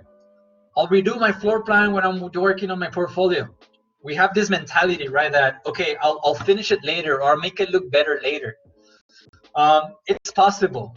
Definitely it's possible, especially for all of you guys that you're not transferring this semester. This is the time, right? If you want to finish your project, you know, do better drawings, you can. But if you have a deadline and you're trying to design a portfolio and you still need to go back and redo your board because, you know, you had a crazy night the night before your final and, you know, it didn't work out, not a good idea, guys. Not a good idea. So rather than doing that, I would really strategize on how to lay out your portfolio of the work that you already have and how to tell the story, rather than, you know, going back and fixing work, because that's always the way we think, right? Like, oh, I'm gonna go back and fix my elevation, right? That's time, guys. That's valuable time that you could be putting into, you know, applying to a different school, applying to scholarships, doing all sorts of other things, right? Looking for an apartment if you're trying to move, right? Again, guys, this is where I'm so glad that there's some students that are not ready to transfer yet here, because we have this idea that a portfolio is something that we start the week after we graduate from our associates, and it's not really the idea. You know, it should be something that you work on every assignment, every project, and every semester, right? Each of you guys right now, the 16 of you guys that are here right now, should know that you're gonna need a portfolio at some time, and might as well just have some really good work then, right? I mean, then when it was due, rather than, you know, having to go back and fix it. All right. That being said, guys, we get into selecting the work, right? Selecting the images to include, right? I mean, how do I select it, right? Well, we need to find balance, guys, and it's all about balance, right? Between types of images, all of them, right? And it's all about balance. It's good to demonstrate that you can produce technical drawings, but, you know, technical drawings, they're like, it's kind of like reading, right? So it's like, okay, cool, you can do you know how to use Revit, so, you know, you can do a section in Revit. I mean, really, I mean, I don't know if it does this much, right? So, but a few examples is good. You know, you're covering the basics. Like, all right, I know how to pull a section from Rhino or Revit. At the same time, though, right, renderings, right, photorealistic renders, you know, they're nice, they're impressive, right? I mean, some of the renderings that you guys create, they're wonderful, they're really cool, right? But again, they need to be complemented, right? It cannot be the only thing, right? It cannot be just renderings, because I mean, again, at some point, right? I mean, it's like, okay, can you be more than a rendering person, right? I mean, because at some point, rendering is just settings, right? I know it sounds easy, right? Like, wait, Muñoz, I suffered a lot for my renderings, right? I mean, I had a really hard time creating a rendering. I know it was a rough start, but I mean, after that, it's all technical, really. I mean, and that's why even on renderings, guys, on my graphics and all of my classes, I'm always trying to steer you guys into a way of representing your work that is unique. So when I start seeing all these digital people, and like, again, if I cannot recognize one project from another student, I don't think that's a good idea, or I don't think that's good, right? Because again, it becomes what? It becomes generic, right? It becomes like, well, I mean, that's cool and all, but I mean, this one's cool too, and this one, and this one, and this one, and this one, right? All of a sudden, it's like, well, shit, you know what I mean? Like, damn, like, I thought I was really good at rendering, but I guess everyone's good at rendering. So, again, balance, guys. So we need to complement, right? And again, we need to show that you have well-rounded skills as the designer, and I will throw in there as a thinker, right? You can write, you can render, you can draw, you can photograph, you can think, you can talk. We want everything, huh? We want everything. I know, right? It's just like, oh my God, it's not that hard, guys. It's not that hard, all right? So balance, guys, balance. When it comes to your layout, right? And by layout means how you arrange things on the sheet, on Illustrator, InDesign, Photoshop, maybe. Again, creativity is good, definitely. Just keep in mind the following, right? Avoid clutter and don't be afraid of white space. If you use little white space, ensure your layout is clearly structured so that portfolio's contents are easy to absorb. So that's why, again, just showing your final board on a tiny little sheet like that, probably not a good idea, guys. You know, it's like, whoa, like, how do you, it's very overwhelming, right? So again, you want people to absorb the content of your work. So think about that, right? You don't want to saturate someone. It's like when someone is telling you a story and you know, like, oh my God, like, and then this happened and that happened and then, oh my God, but then let me tell you before that though, right? Like, whoa, hold on a second, like, I'm lost, right? Very much like what Muñoz does in class, right? Don't do that, right? Like, okay, guys, but then, oh no, and then go back, and then what, right? Because it just confuses everyone, right, students? I know, I'm sorry, I know. That's what happens when you are working on the go, right? Like when you're thinking on the go. But right now, you guys are taking time to design this. So, and that's also the significance about this, is that this is not something that someone is giving you, okay, you have 5 hours to create a portfolio right now. And you're like, oh shit, you know, like, well, I got only 5 hours, right? That's all I have. No, this is something that you have known about, you've known.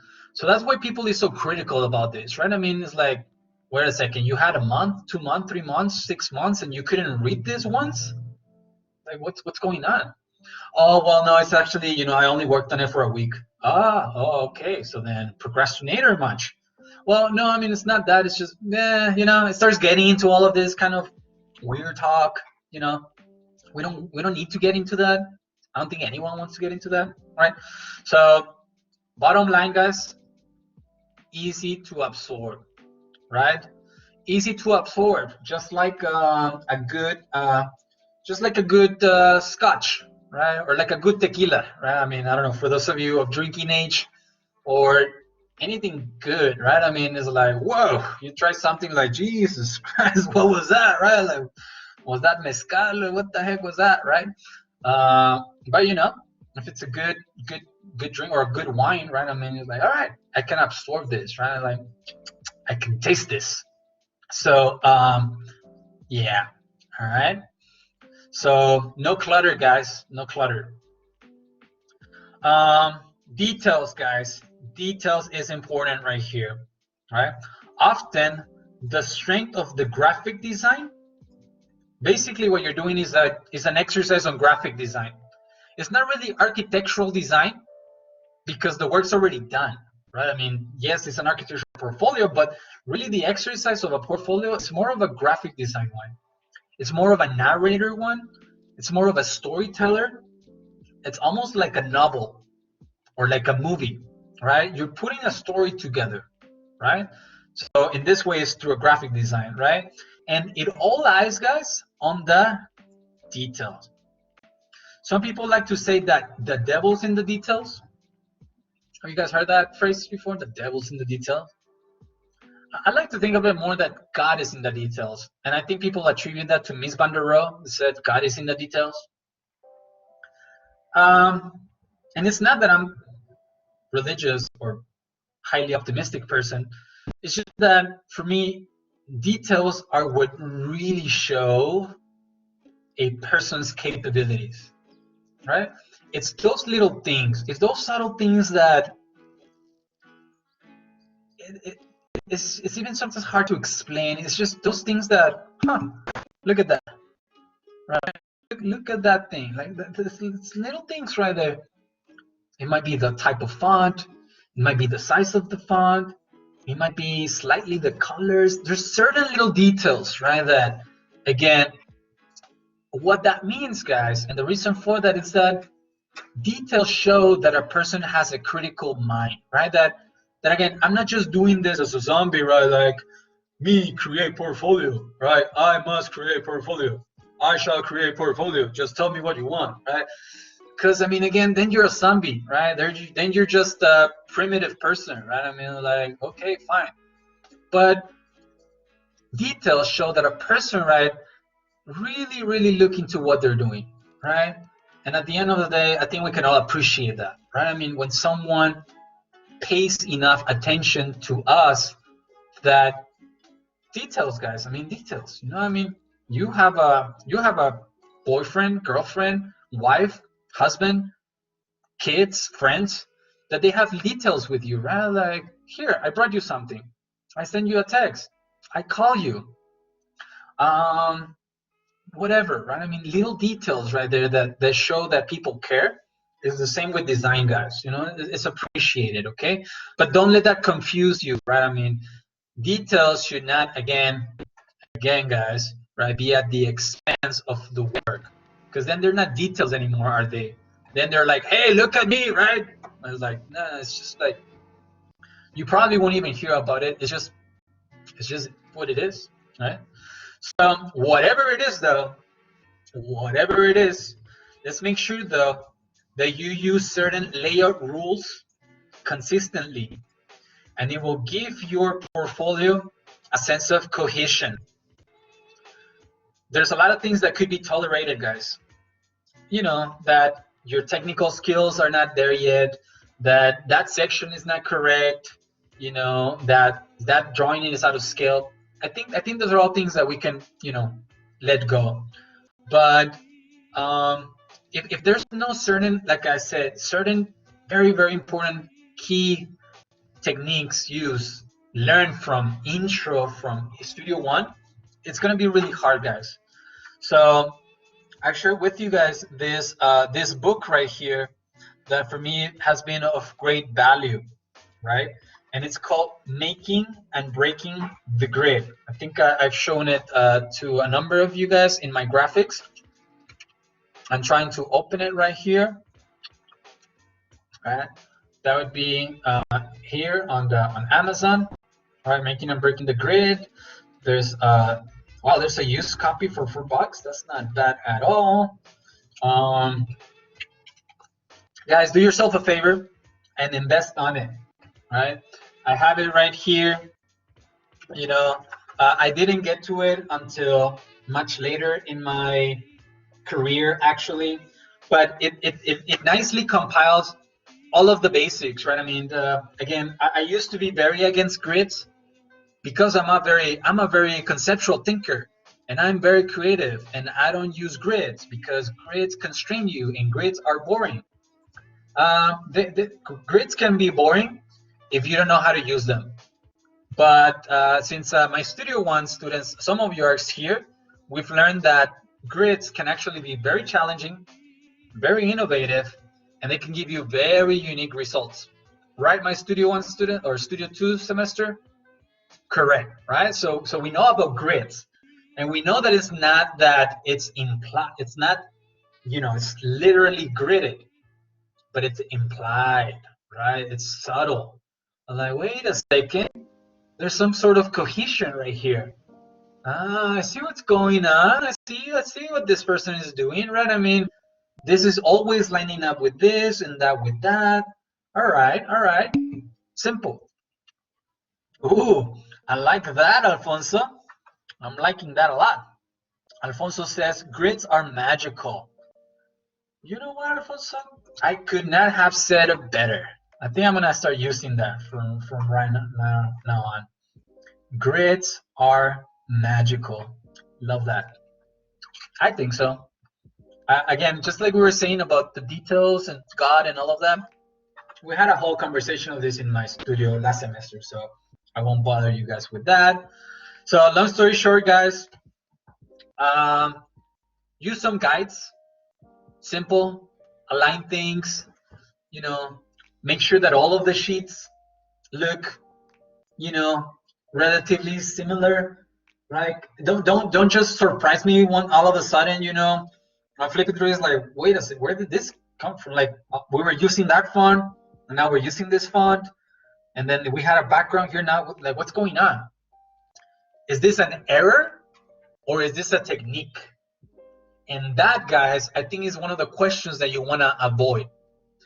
Is this on purpose, or is this meant to be this way? I don't know. Maybe at some point you want someone to think that, you want to trick people like that. I say in this case, I would try not to. I would try the intention to be clear. I have a reason for doing things. This is the reason. Here it is. I'm following my own guides. I'm following my own rules. Okay? Simple as that. Again, this is something that I can help each of you guys more individually, right? By sharing your work and giving you guys feedback. Again, it's kind of like on a case by case, guys, but it should be evident, right? It should be something that stands out, okay? So details and layout. All right. There's this really good article right here, guys, that again I'm also sharing with you guys about this guy that he talks about how his view of architectural portfolios has changed through his career. He was once a student and he's now an employer. So he's now looking at portfolios, right, to hire people. And I guess what he's saying is, again, what he has learned, right? I mean, in our mind, we think that, you know, like, oh my God, I need to show my amazing work. In reality, guys, a portfolio is nothing but an exercise in the communication and clarity. Can you communicate clearly? I think that's it, right? I mean, can you just communicate, right? And we're communicating visually in this point, all right? So check it out. It's a really, really interesting article as well, which, by the way, is a great blog as well. Life of an Architect. If you guys are not familiar with it, it's an architecture blog.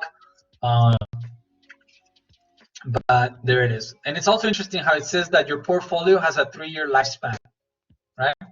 Every 3 years, you know, you have to update it because then it becomes too old, right? It just becomes static.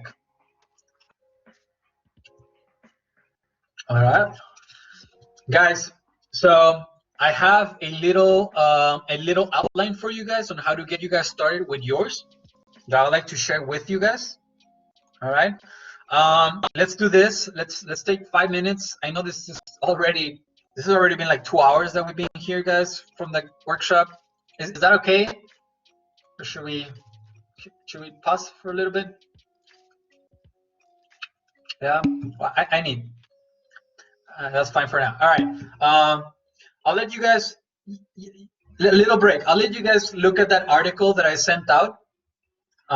In the meantime, I just need to use the restroom real quick again, and I'll be right back. The only thing that I have left for you guys is just very systematic, right?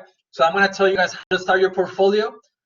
A little list right here of what to do, and then I'm going to tell you guys what to include in each page. At least make sure that you have it, and I'll share with you guys, some resources that I have here with you. Okay. So check that article real quick, and I'll be right back, guys. And again, if you have to run, I understand. This has been, relatively long, but anyway, guys, we'll continue right back. Okay, BRB.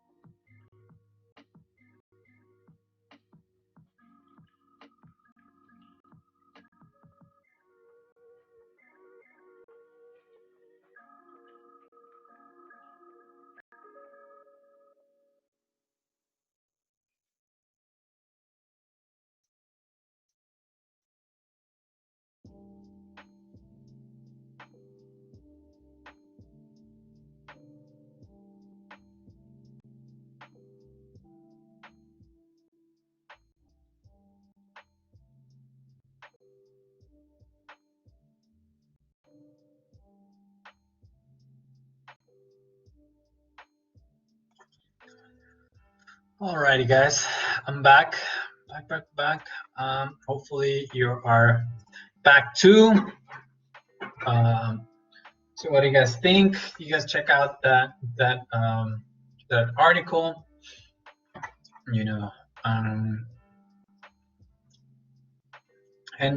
Again, well, it's always interesting, right? I mean, when you look back at your portfolio, right? I mean, the one that you did 2-3 years ago, and the one that you did 3 years before that, and so on. It's not uncommon that again, you're not necessarily very proud of the work that you've produced, right? I mean, eventually what starts happening is that you get better, right? I mean, you get better at everything, right? I mean, and you really start growing as a designer, as a student, as a professional. And the things that you thought were cool, or the things that you thought were necessary in order to accomplish your objectives, start changing, right? I mean, you start growing as a designer, and so it's very common, right, that you look back to your work and you're like, whoa, wow, what was I thinking? Or like, oh, how cute me, right? here I am, in my studio 1, 2, 3, 4, little did I know, right? So it's just nice to see the progress, right, and how we grow and develop as professionals. All right. So I know that we're all like technical, how to step-by-step kind of things, right? So it may not be complete, but I did my best to put together right here a tentative kind of like how to, what I would suggest for you to start doing, right? Hopefully, if you're in this batch that is graduating, you've done this already, or you are in a different part of the process. But if you are just starting, regardless of your, whether you're a first year or second year, it's not a bad, guideline to use. We've used it before with other students, and it proves to work. All right. So I'll go through this real quick. So the first thing, guys, that I would suggest that you do, guys, is on a Word document, or I would say the Word document, just the typing, or even by hand. You can start even by hand, your sketchbook, or guys, if this is a design exercise, if this is a design assignment, again, let's apply our design skills. So what's the first thing that I did? I researched, right? Just as I would for any project. So, okay, I've researched. Number 2, let's draft, right? So let's sketch it out. You can sketch your portfolio. Why not? You can sketch it. I'm not saying that sketch everything, but just do an outline. Just a brainstorming by hand, right? But you're gonna need this digital. So I would suggest you also transition to a word processing document and create a list. We're gonna call this an inventory of all of the projects, and I'm gonna say all of them. But Munoz, you said that only the best. I know. We need to see what we have so that we can compare it and determine what is best.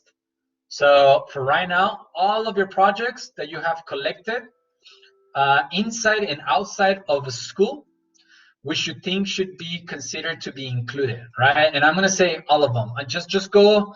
An easy way to start this is chronological. All right, so I started the spring, the fall of so-and-so. My first classes were intro, studio 1, and graphics. Okay, so there it is. And okay, let me start thinking. These are the projects that I did, right? So right now, just do an inventory. Write down the name of the course, the structure, and the number of projects that you had in there, right? And the title of the projects, right? So this is gonna be your inventory. We haven't really narrowed it down. We have not yet narrowed it down, but we will. But again, just start with a piece of paper, or and then transition to a Word formatting document so that you can type it. Now, once you've done that, you can start narrowing it down. And it doesn't mean to delete the projects from the list. I think it's just really important that you have a list overall of all the projects that you've done in your career. But you can start actually highlighting or marking or bolding the projects that you're going to narrow it down to, right?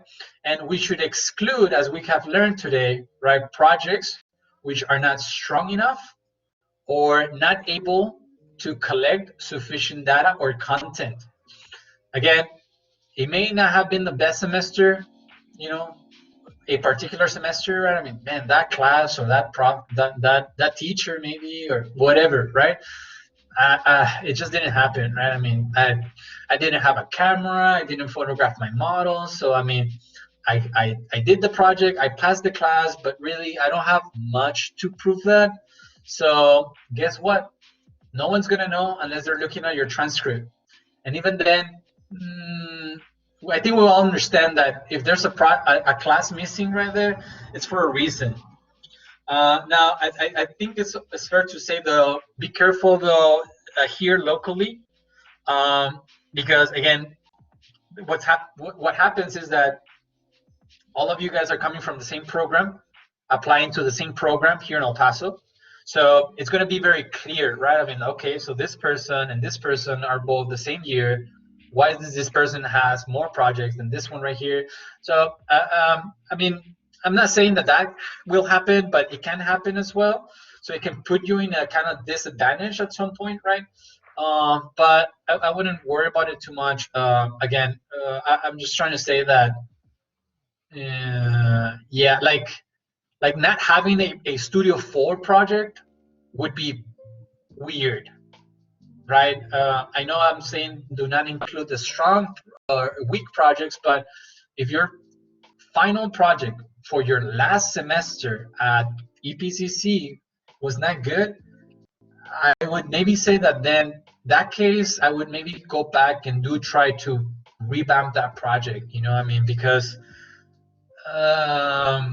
it's the latest project, you know, it should be the best, you know, it should be a culmination of all of your lessons in school.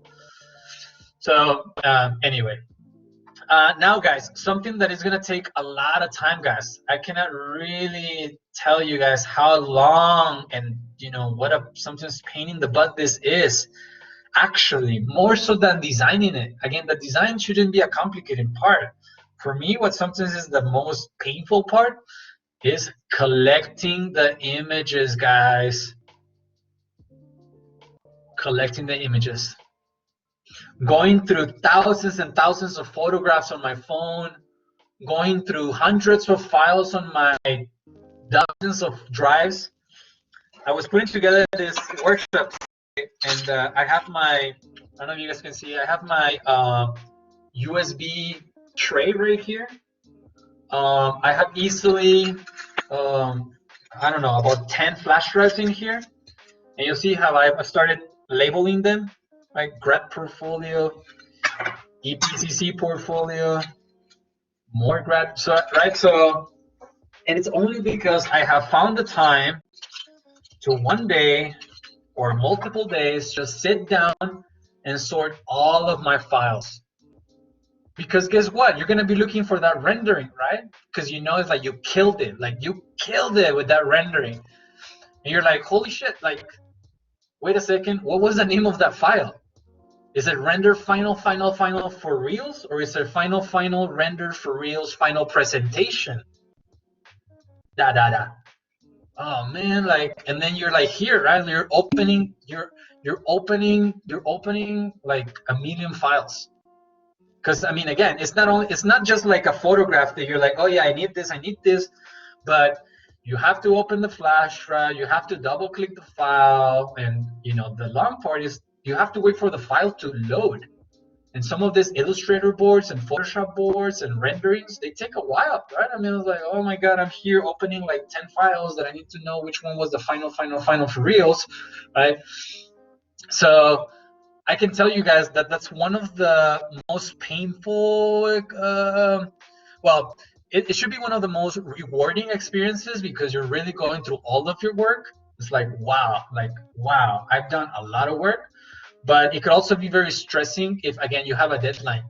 So that's one of the first things that you need to do, guys, because again, if you don't have drawings for that project, I don't think you can include that project as great as you remember it being, right? Because there's no documentation to back it up, right?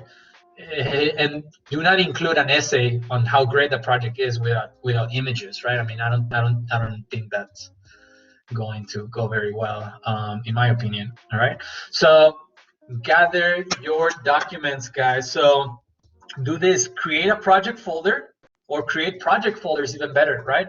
With project images and files, and hopefully you've developed some sort of a cohesive and logical way of storing your files per semester, per class, per project, right? So that you can navigate through them easier, right? Even if it says final, what class is this for? Is this your final for English, or is this your final for, you know, for graphics? If it's a PDF, you don't know until you open it, right? Oh man, it just says final. Okay, well, I mean, let's see, right? And you're spending hours and hours just going through files. All right, guys. So don't be stuck on the on the Z, on the galaxy of files, because that's just not very productive. All right, guys. Now, what to do next? Well, what I would recommend is to actually create a little mock-up, right?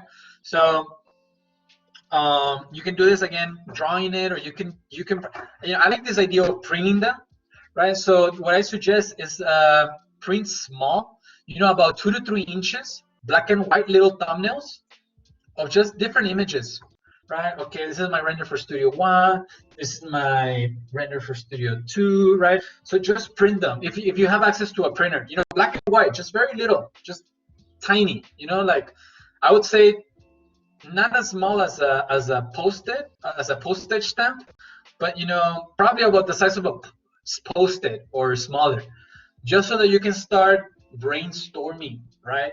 So that it's not a file on the computer anymore, it's just something that you're holding, right? So you can put it on your desk and start now thinking about the order of the projects, right? Because that would be the next step right here. Strategize on the sequence of the projects, right?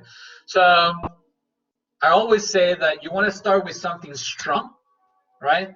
And end with something strong, all right? And again, just like an essay, right? I mean, you want like an attention grabber. So that's probably going to be your latest project, right? So we need to strategize on the sequence. And again, I recommend creating a small little mock booklet, or again, like a little storyline on your sketchbook. I know that for my graphics and media, we've done this before. When we create booklets, I ask you guys to create a little booklet that is like this small, like just really, really tiny, but we write on it. Okay, so this image is gonna go here, and then you flip the image, and then the spread is gonna work like this, right? So give yourself a little mock, and you'll see that you start enjoying the exercise. Like, oh, this is cool, right? Like I'm designing, right? I'm laying out, I'm putting images right here and over there. I suggest that you want to start with an attention grabber, and it's probably going to be your latest studio project. Studio 4, bang, this is how I finished my associates. There it is, right? Studio 4, boom, right? Beautiful, right? And you also want to end strong with a meaningful and memorable project, an impression of yourself. Perhaps it's not even a design project. Maybe it's a graphics project. Maybe it's a drawing exercise, right? That, again, it just shows that you're not only good at, let's say, digital work, but it's like, oh, wow, the last project is all sketches or a poem or photographs that you've taken, right? I mean, or hobbies or something that, again, oh, shoot, this is that person, right? Oh, this is the photographer that is a great designer, right? I mean, so again, people start associating, right? I mean, and again, guys, just picture yourself, right? Imagine yourself, you're dating 10 people, right? Which that sounds just difficult and just a nightmare, right? But you're seeing a lot of people, right? I mean, like, which one are you gonna remember, right? I mean, or you're meeting a lot of people, right? You meet a lot of people in your life, right? Now, who do you remember, right? I mean, those memorable persons, right? So again, you want to stand out, right? And it's not only through design that you stand out, but it's through your activities and your work, all right?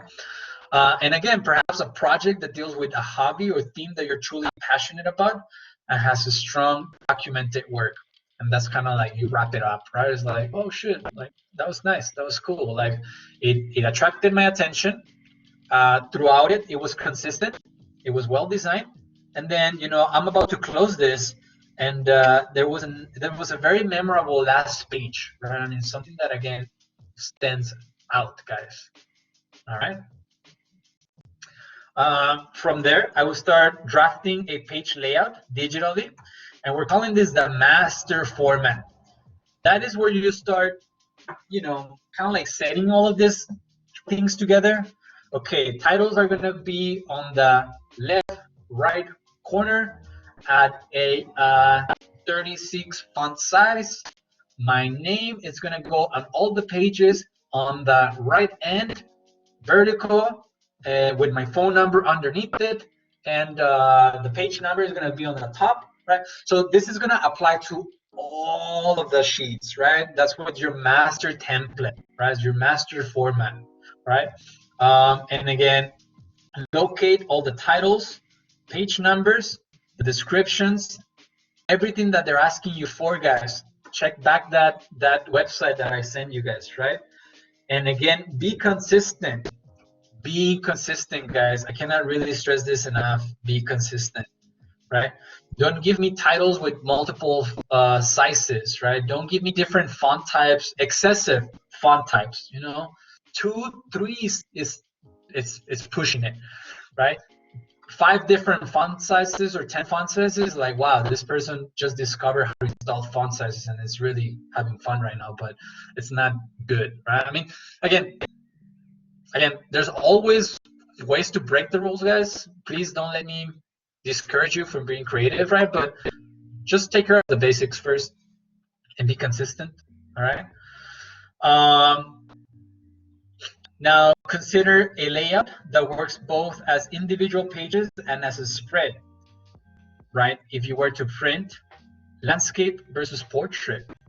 And I think a few guys are asking me that, right? You know, we're talking about the tech requirements, right? So if we remember, right, from our graphics classes, right, and whatnot, you know, portrait or landscape has a big difference, right? I mean, it plays a different role. But for me, guys, what really gives it away on this document right here, right?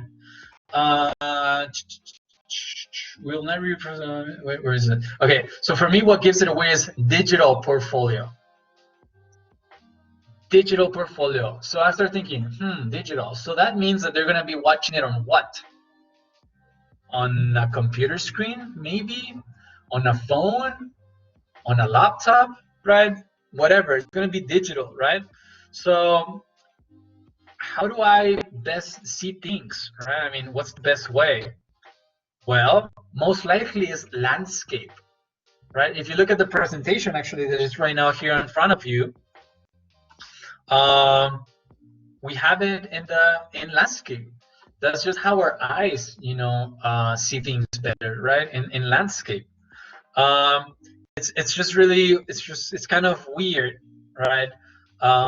When we start seeing a document that is portrait right in front of us, and let me see if I can open a document right here. I'm just using this as an example, guys. Okay, so here I have a document from this semester, right?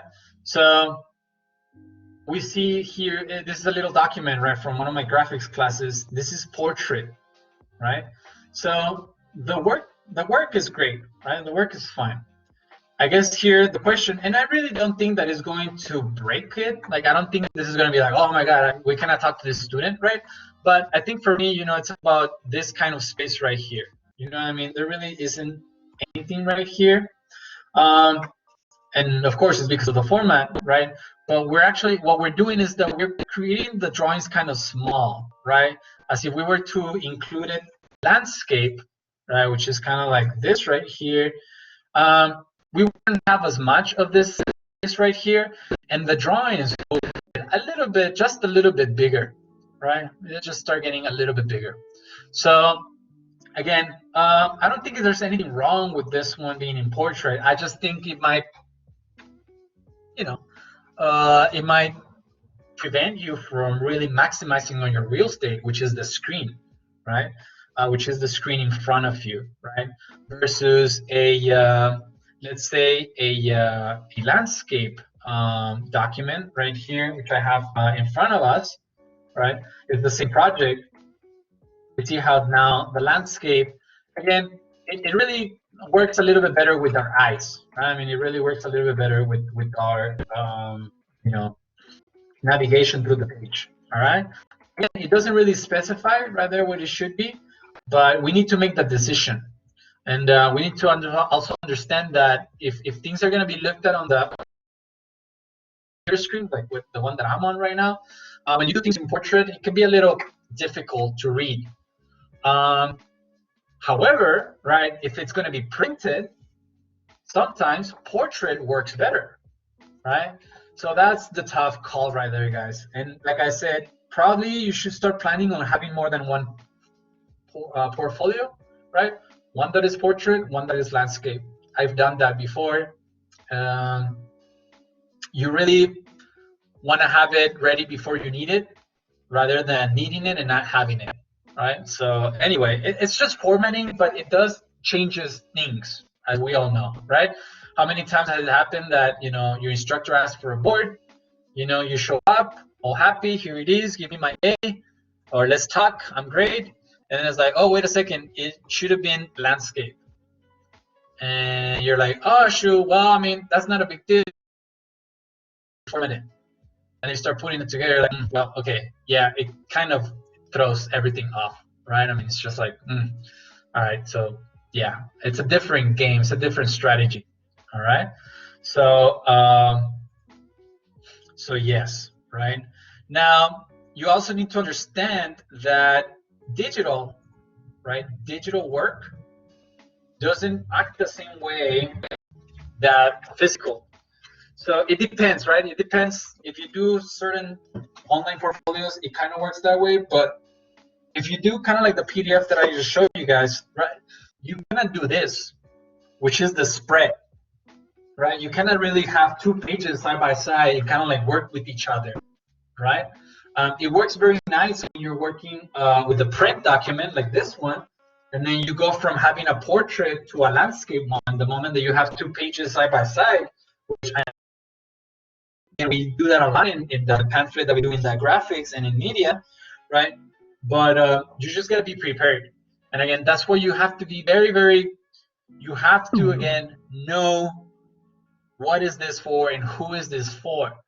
Because if you just start a portfolio and you think that all of the different schools that you're applying for take the same portfolio, you might go be in there for a surprise, right? Like, oh shoot, this school wants it landscape or wants it print. And actually want it print and want me to email it. I wasn't, or mail it, I'm sorry, I wasn't prepared for that. All right. And then of course, once you have settled between landscape, portrait, you start inserting content into the sheets as per the master format, and you draft an outline. All right, you draft, I think that should be a mock-up, not an outline, but you draft a mock-up, right? You draft a draft, you draft a test, right? Now, don't forget that there should be proofread and spell check before you send it, right? You want to get feedback and comments from everyone, guys, everyone, classmates, tias and tios, moms, husbands, you know, and definitely your faculty, professionals, if you know them. You want to get as much feedback from as many people as possible, right? Your mom might be thinking about, you know, about something that thinks is funny, right? Maybe, you know, a title looks funny or it's worded funny, and she points it out, and you're like, oh, no, wait, that's not what I meant, and you learn from that. And of course, your instructors and your, you know, fellow professionals of the field, we have now a more developed eye for these things, so definitely get feedback and get comments on it. All right. It's not so much tell me what to do, right? It's just, again, you know, can you share your opinion, your honest opinion about it? And this is where I try to be as honest as possible, right? In order to help you guys. And of course, revise as needed, right? It's not uncommon, just like any other project that we've done in your career, that, okay, first pass, okay, second one, better, third one, I like it, right? Any questions, guys, right now on this very basic how to start guide right here? Anything that maybe is crossing your mind right now? Oh, but Munoz, I don't know, how do I start if I don't have this? Or I don't know, I have this problem, this issue. No?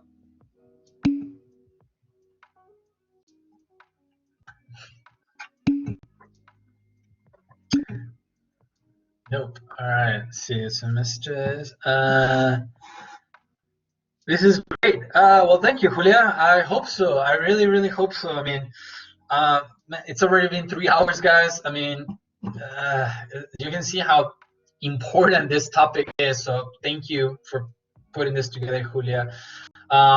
You know, to wrap things up, guys. So again, you know, you might want to take a screenshot of this, or again, I'll find a way to. I think what we could do, Julia, is put this presentation on the same folder where everyone signed in, and they can download it. No, I think, or at least access it. I think we could do that. All right. So let's see if I can upload it right there. But hopefully you're taking notes to get you guys started. All right. So real quick, guys, this is a generic one. I had not seen tech.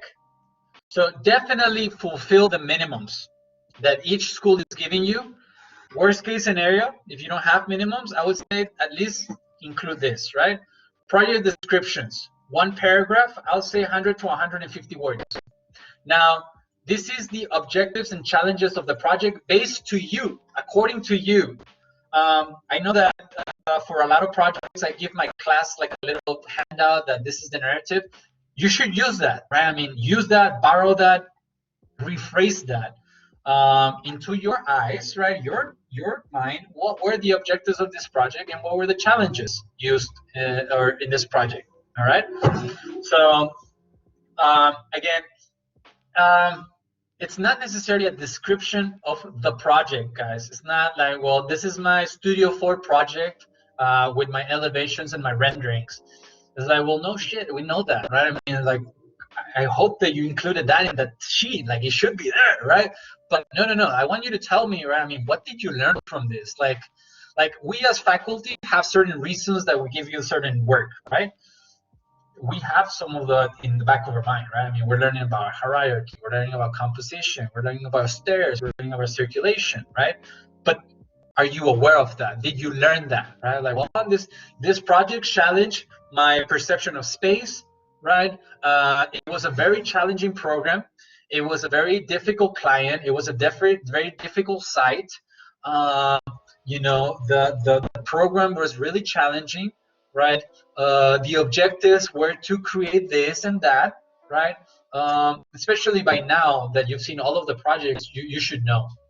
So, but do include a short description of the project, right? Just little, you know, just nothing too elaborate.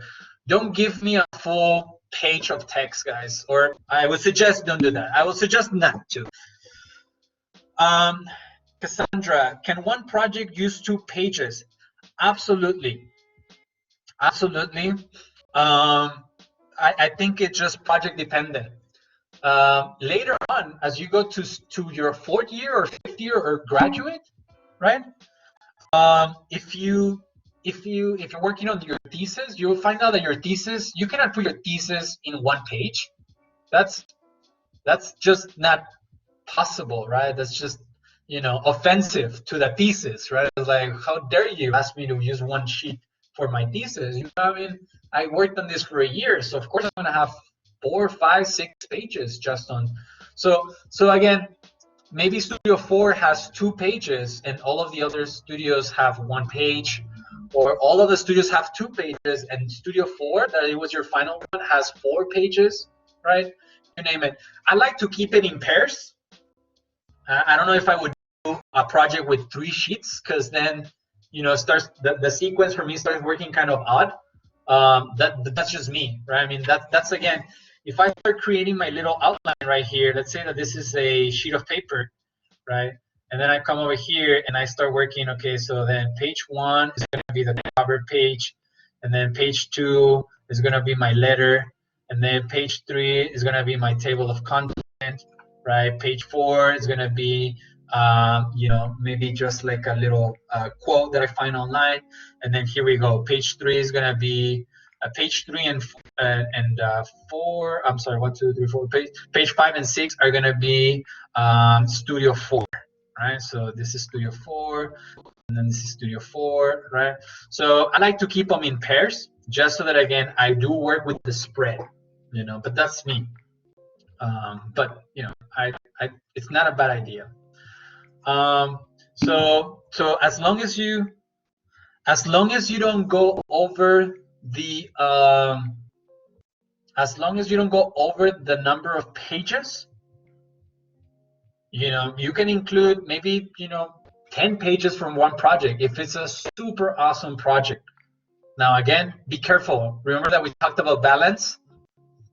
Let's remember that, okay? Think about balance. I have a really good question, right, from Ms. Porras, Daisy. You're welcome, Cassandra.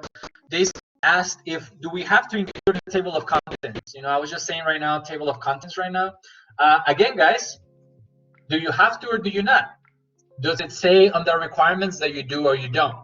If it doesn't say you need a table of contents, then you don't. Now, again, right, thinking about design, right, I think it's helpful to have a table of content, right? I think it kind of like, number one, it talks about order. It talks about structure. It talks that, hey, like this person is preparing me for what I'm about to see, right? And if I want, I can skip through it.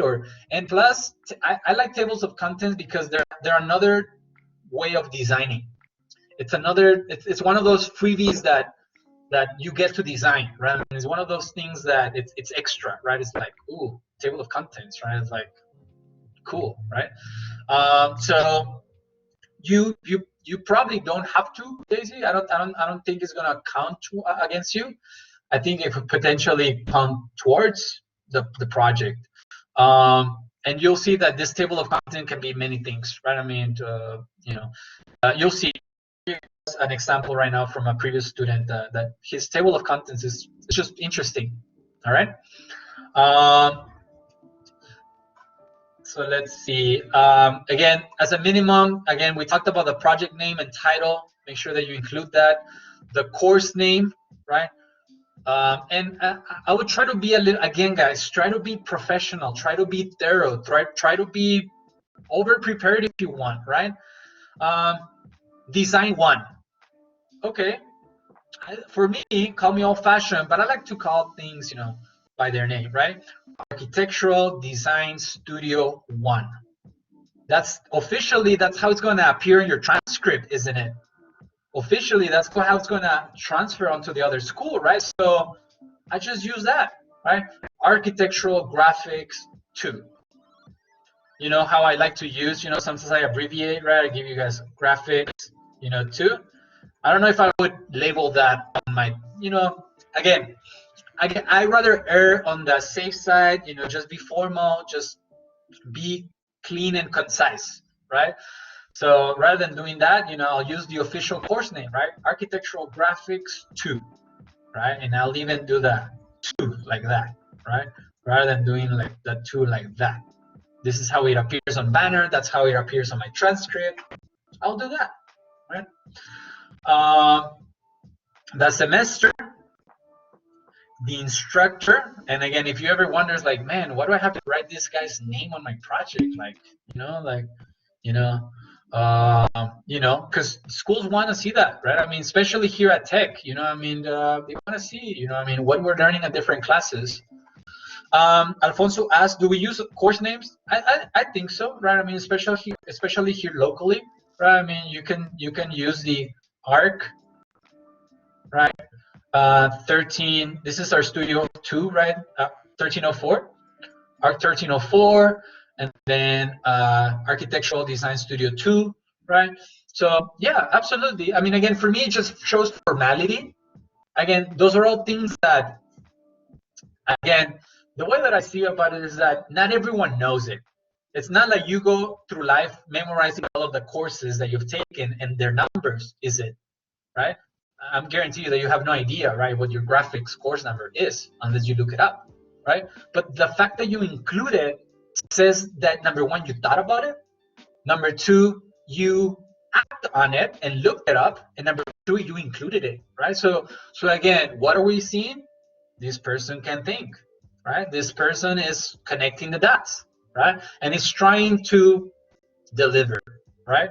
So course numbers, I'll say it's another component that I would definitely include, okay? Now something else, guys, as well, that it's kind of important right here, the medium and the software used. Basswood model, Basswood and Plexi model, chipboard and cardboard model. A cardboardy study model, right? Rather than final model, right? Or a final basswood model, right?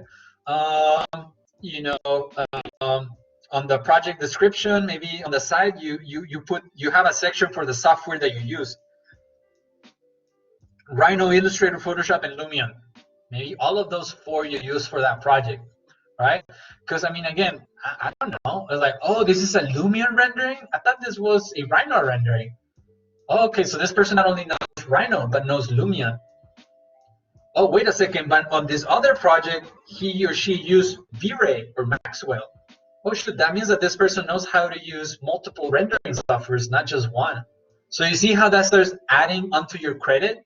Right? It's like, oh, okay, wait, on this other page, he used Rock Guide, and then on this one, they used Concrete, right?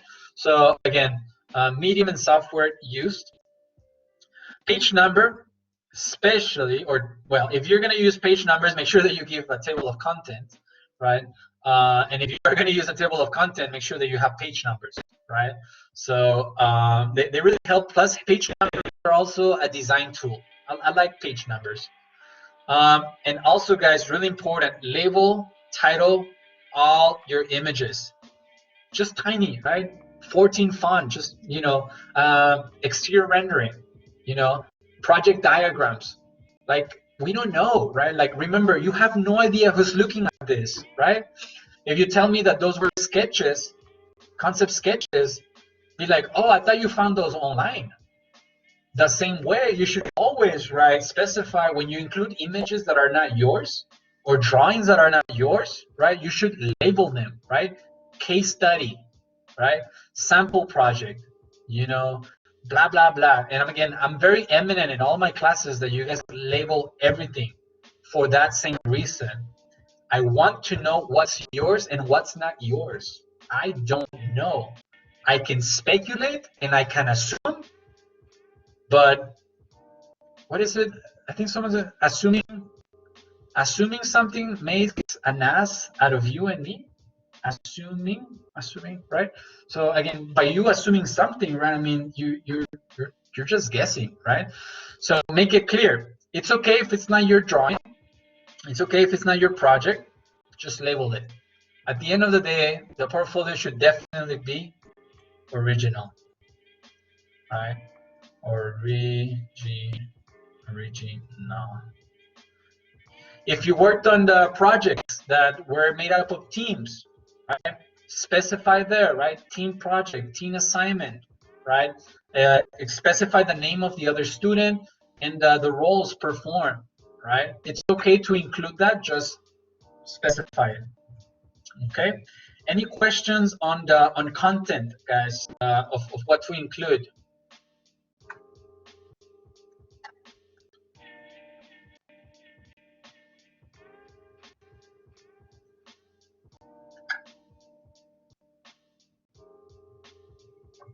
No.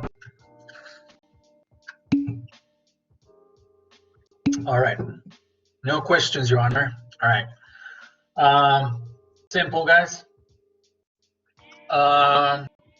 Lastly, guys, and again, this is like a whole other, each of these ones I think is like a different workshop that I'm not volunteering myself to do, but I'm not against it either. You know, at its due time, there will be time to talk about all of this, guys. I just want to show you guys that this is serious, guys. This is serious. You're getting into something very, very, very serious, which is life. You know, and life as an architect, and I love it. I just love what we do. I love it so much, and I sometimes miss it so much. You know, I miss being in the real world, dealing with this kind of things, right? I mean, but I love being here with you guys as well, right? And trust me, I'm gonna end up doing both at some point. But these are all things, guys, that perhaps you haven't thought about. Like he's my child. Yeah, absolutely, right? So this right here, my friends, these are all things that perhaps you have already started, or maybe you have not, that I'm almost sure that all of you guys will have to do at some point. All right. So personal statement. Personal statement, you're gonna find descriptions for this in all of the applications that you fill out, right? 1,000 words, 1,000 to 1,500 words, why you want to be an architect. What led you to be an architect? What goals do you want to achieve? What's your greatest memory of a space that you've been into? Who's been the greatest impression in your professional career? Blah, blah, blah, right? These are all statements that they're going to ask you for, right? So most likely, sometimes the common one is just tell us about yourself kind of thing, right? I mean, you in 1,000 to 1,500 words, tell us who you are and why do you want to be an architect. So prepare yourself for that essay. If not, start writing it already if you have not done so. And guys, again, saying that graduating from architecture school would be is your dream and it would make a dream come true, it's nice. It's just something that we all know, guys. Like that cannot be the strength of your letter, right? I mean, saying that you want to finish architecture school because it's your dream says very little other than you just dream a lot, right? I mean, I guess, I don't know, what I mean? But if you tell me that I want to study architecture, that I can save the homeless people, that have lived in my neighborhood, right, for the past 20 years, now we're talking, right? Like, oh shit, like, okay, like this person has a specific goal and objective, right? I want to solve the housing crisis in my city. I want to solve the problem of lacking public spaces. I want to be able to design spaces for kids, right? So these letters of intent and personal statements, guys, again, we've had to go through these through scholarships, and you name them, Professor Mireles, Myers, myself, we go through a lot of these, and I can tell you that a lot of them read the same, right? I mean, okay, everyone wants this, everyone, right? If not, you would not be here, right? I mean, you want to be here, of course. What are you gonna do to actually get it done, right? And how are you unique and different from all of these other people, other than being beautiful and good looking? So personal statement and letter of interest, very, very important. At some point, guys, you're gonna need a resume.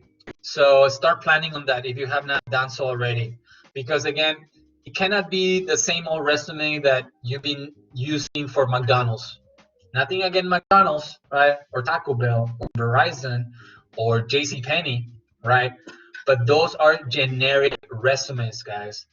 And I know that the school offers some resume services. Definitely use them. But I think in this case, definitely rely on your instructors or professionals. Again, we're in the design world.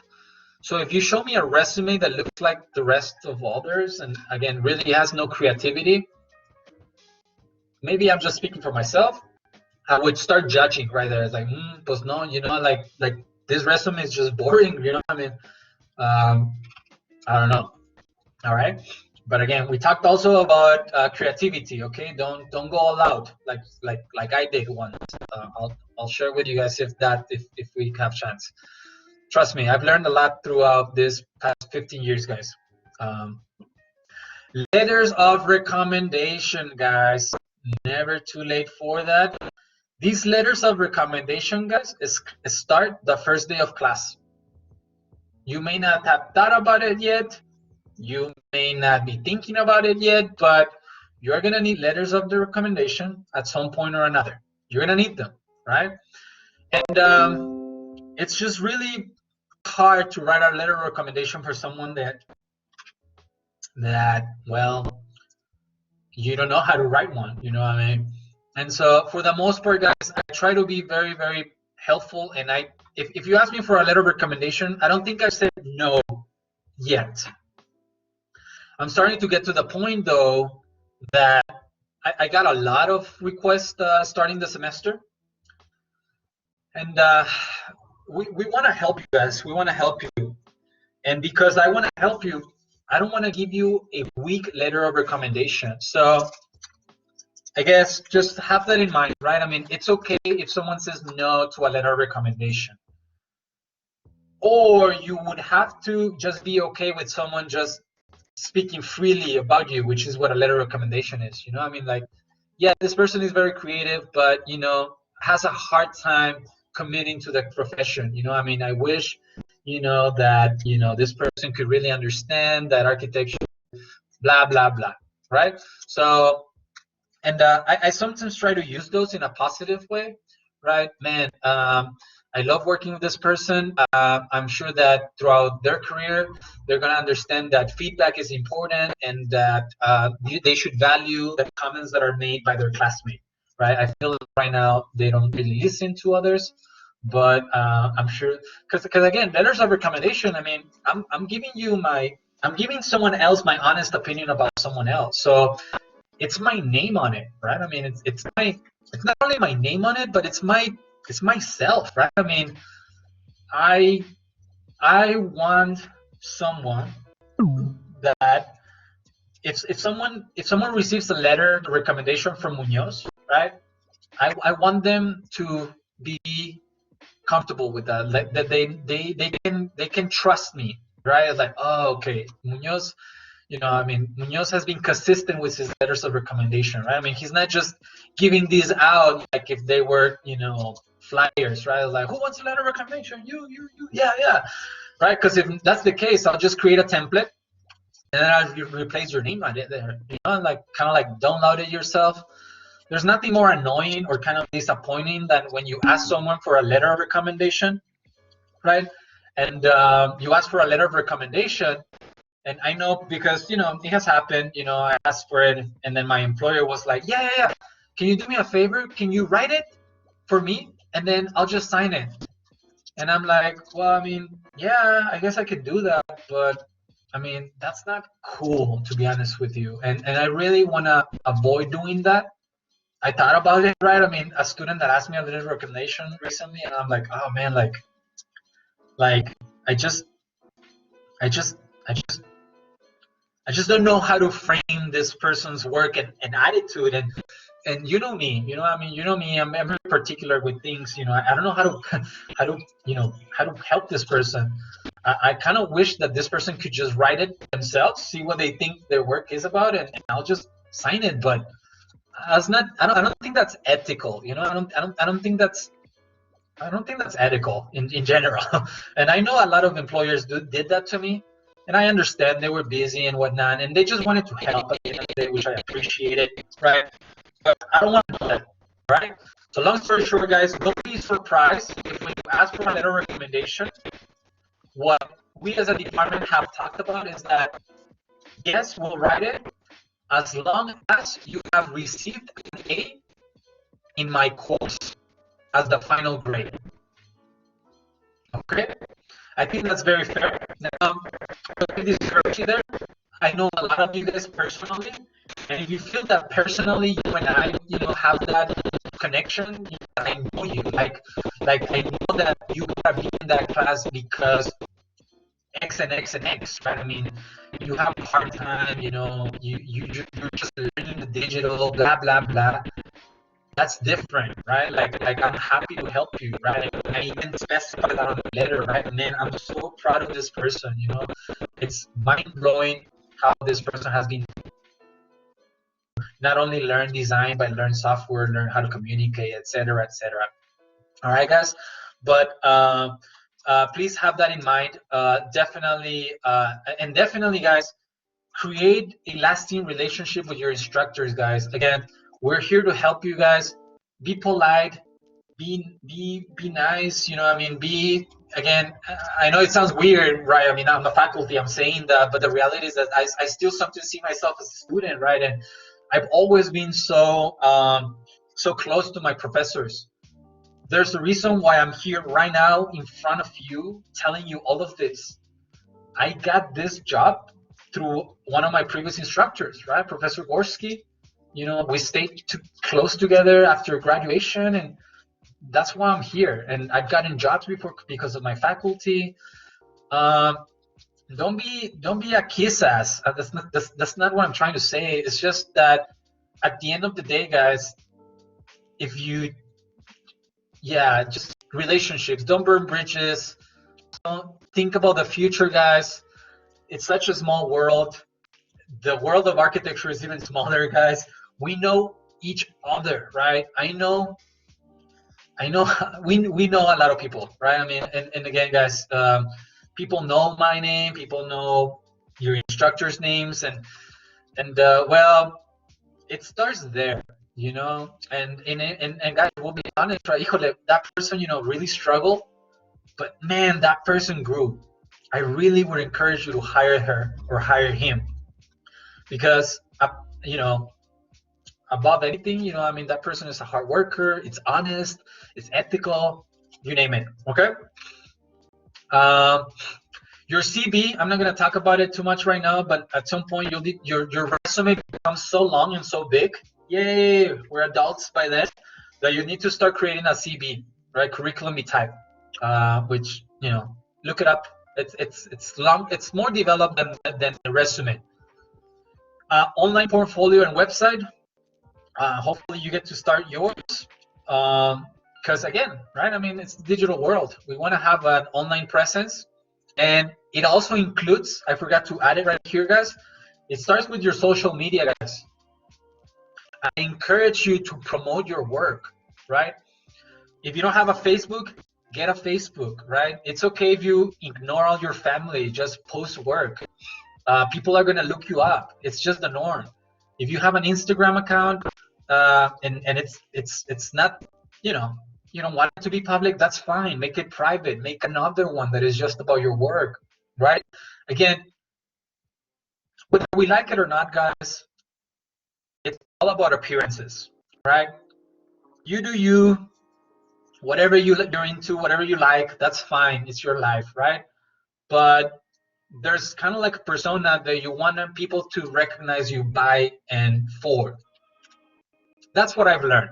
And trust me, it has taken me a lot of time to learn this. I would fight it.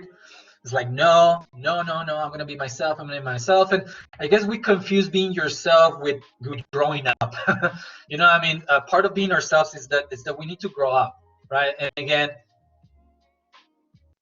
we need to, you know, show that. I don't know, personally speaking, you know, whatever that means to each of you guys, you know, be yourself, definitely. But remember that people are judging us, right? So anyway, social media is a really easy way to judge people, right? And again, you don't want to be judged wrongly. So just have that in the back of your mind. And you want to have your party Instagram, that's fine. Give yourself another name, you know, post those nights out and those concerts, and you know, that's fine. You know, you don't have to be in a suit in every photograph, or, you know, like whatever, right? I mean, you'll see mine and I have a little bit of everything, but I've had to kind of clean it up. You know, I've had to maybe archive certain things. Yeah, that was a fun moment. Yeah, that was cool, but you know, does everyone need to know about it right now? Absolutely not. As a matter of fact, it's better if it's forgotten. It's more fun if only the people that were there know about it, right? I mean, trust me, I'm so glad that I got an Instagram account probably when I was about 23 or something, 22, 23, right? I mean, all of my teenagers years, I had no faith. There didn't exist. So I'm so glad for that.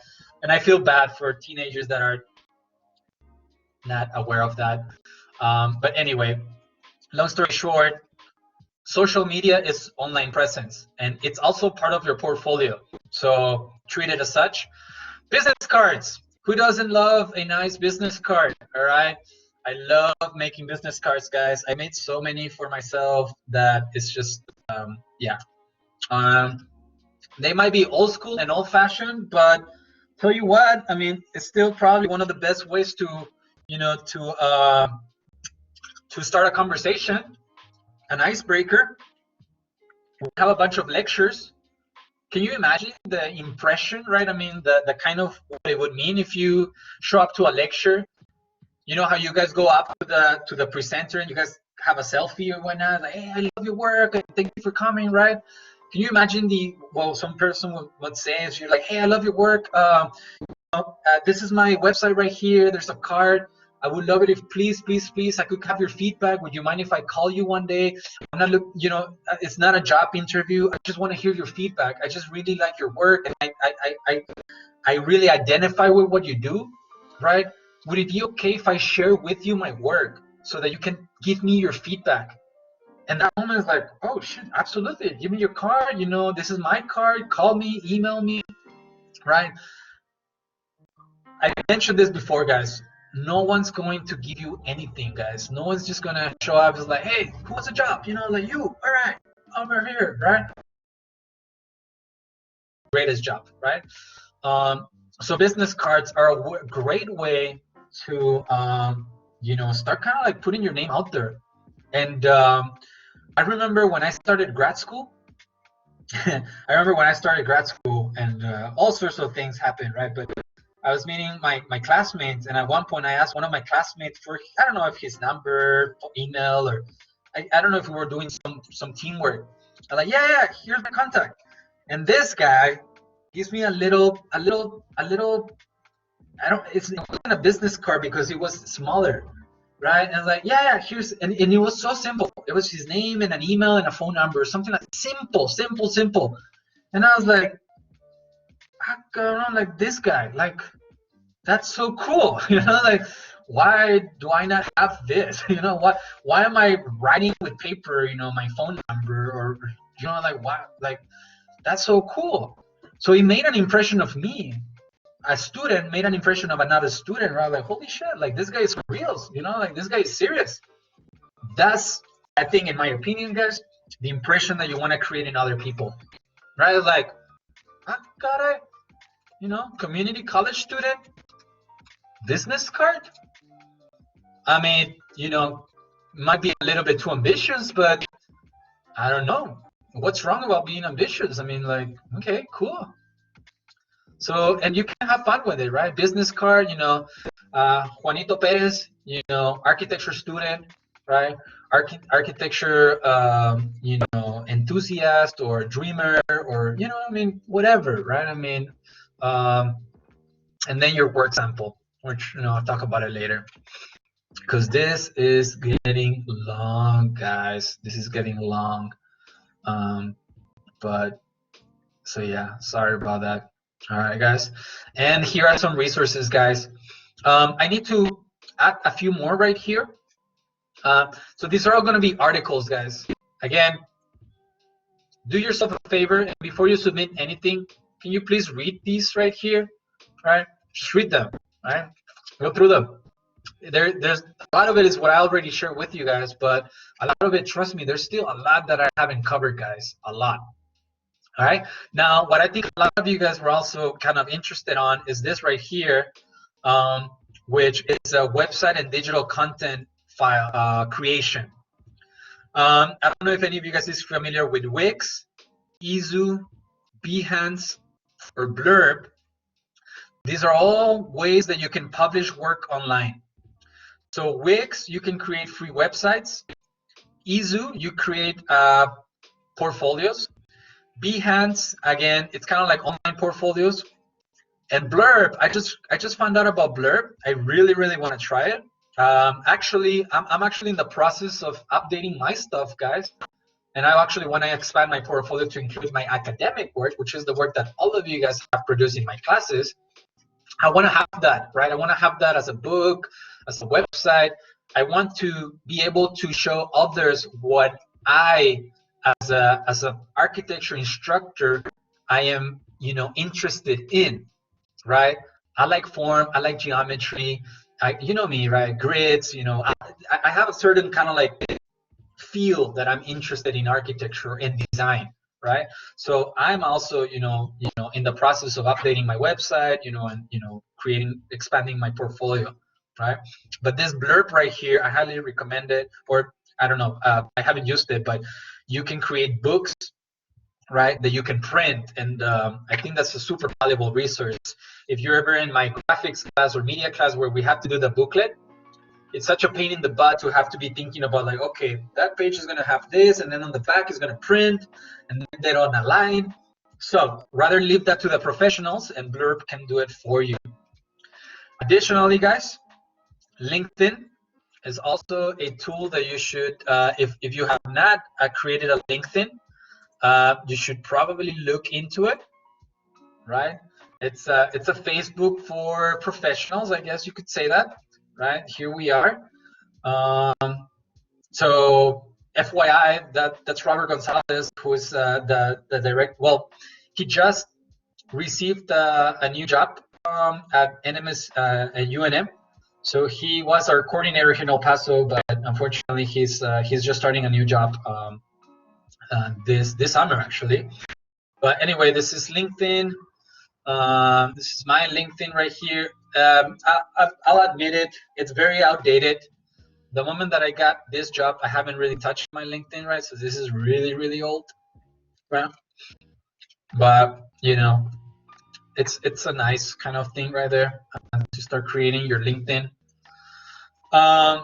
And I also have a Muñoz's portfolio board on Pinterest, right?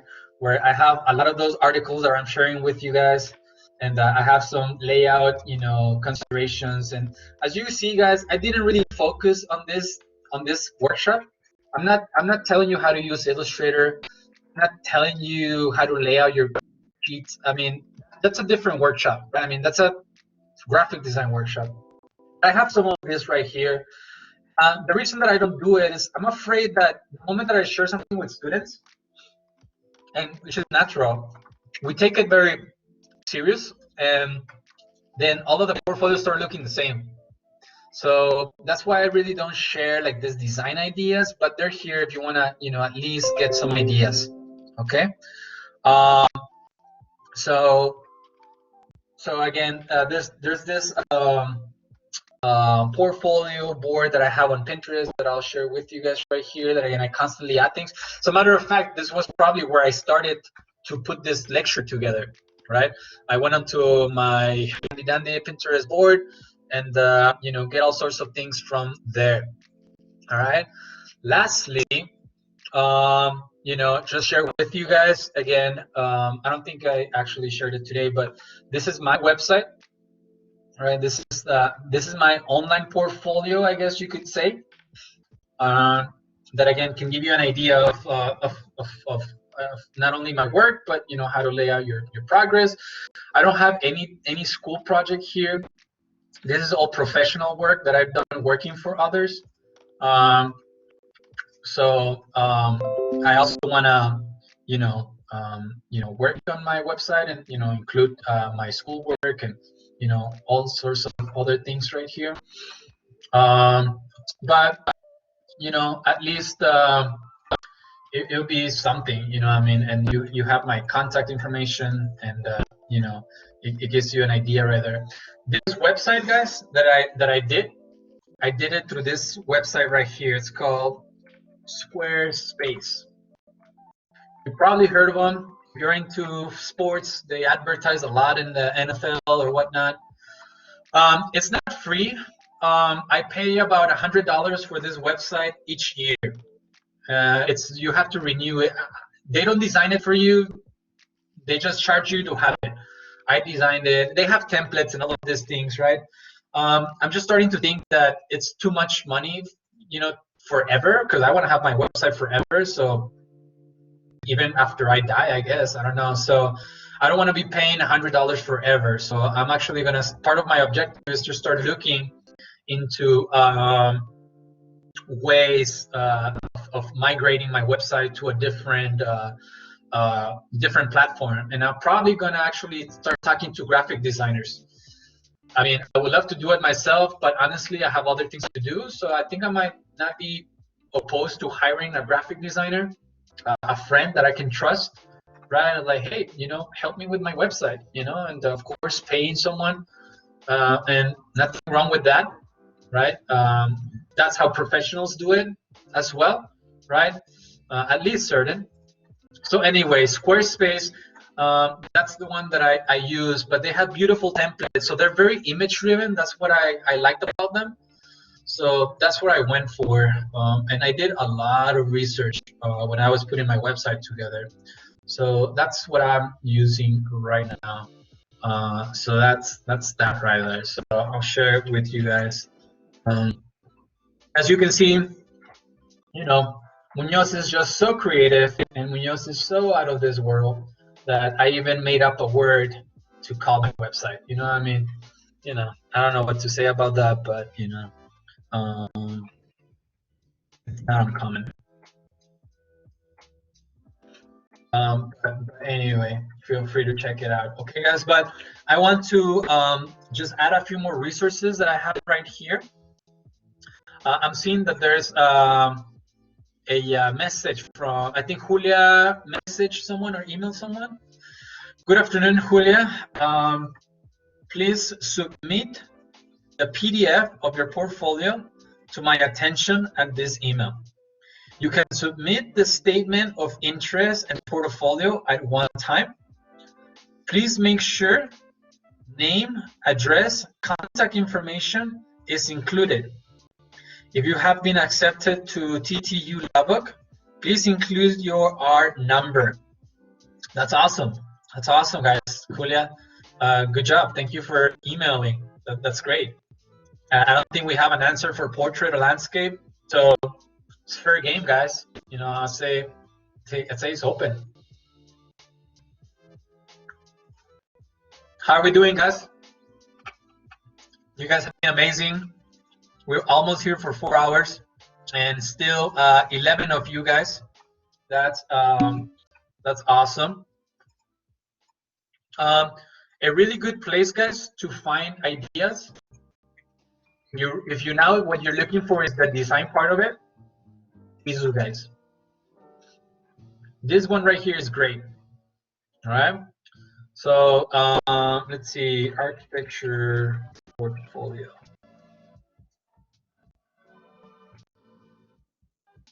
All right. So bam, guys, this is incredible. So here you can see all of these examples. All right.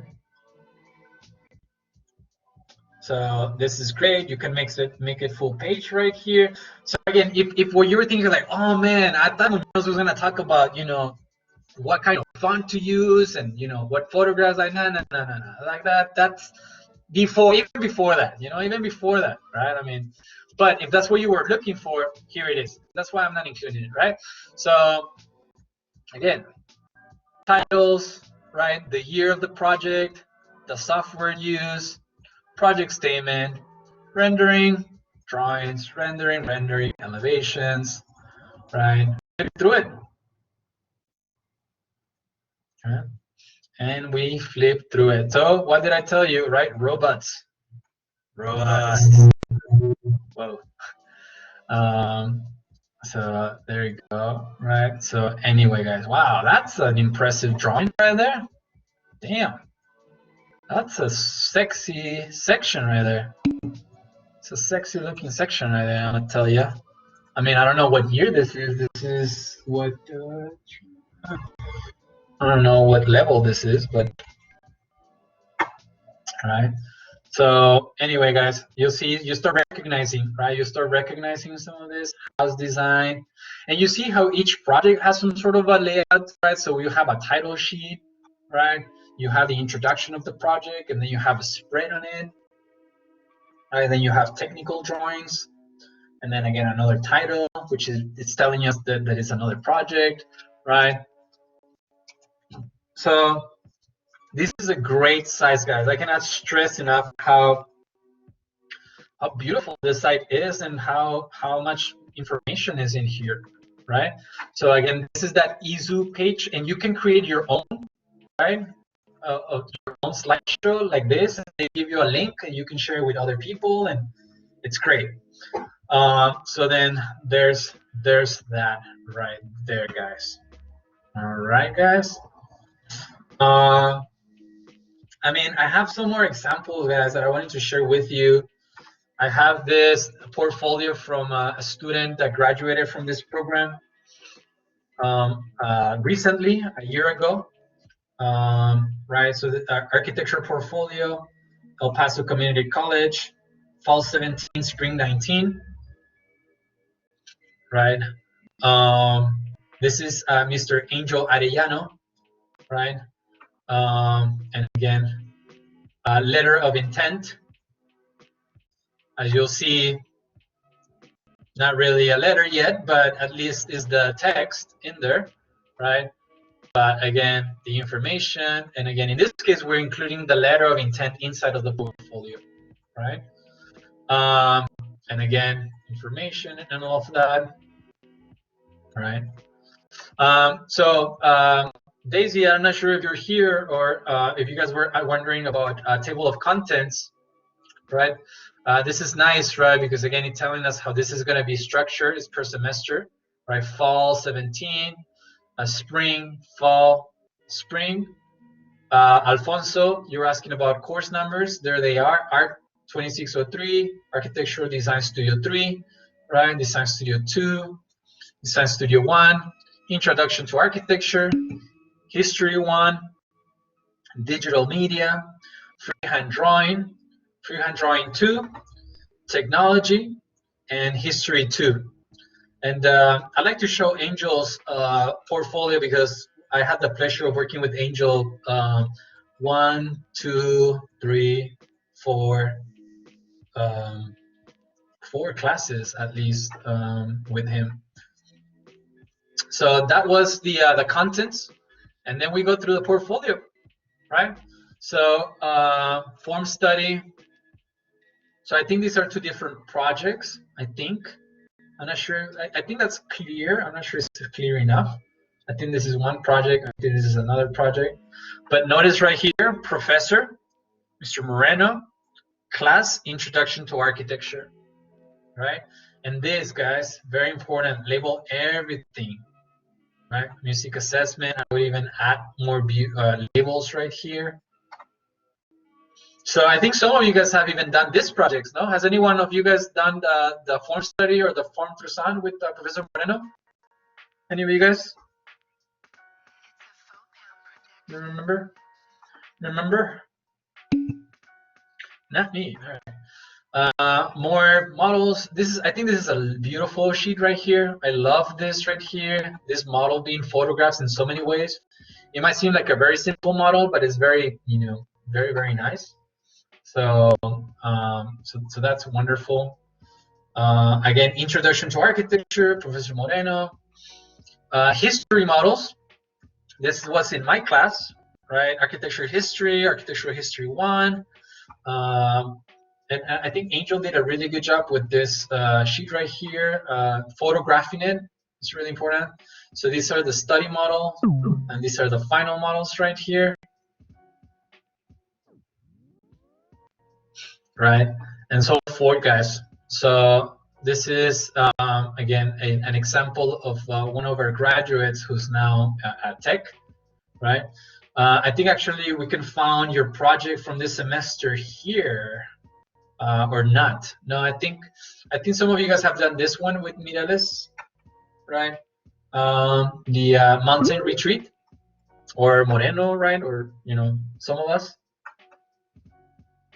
So the mountain retreat, and I love these photographs right here of the process, study model, form models, etc., etc.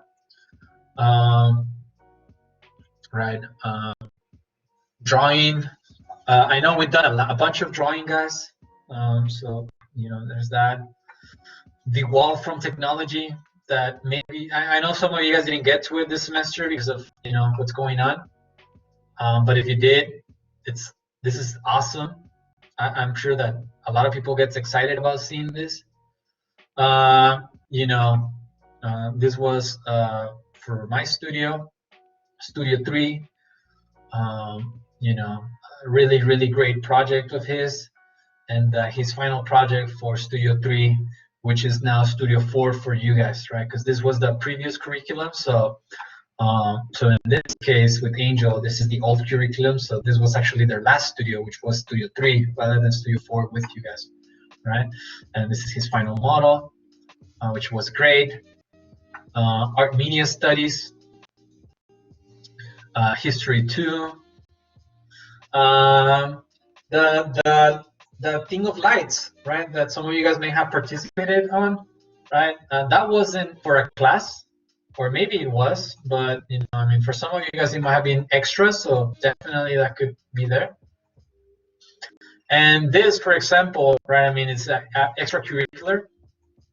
So these are the lecture series designs that he worked on. Angel was also part of the Tejano Tribune. So he designed all of these spreads right here for the Tejano Tribune. So he was employed there, so that's great.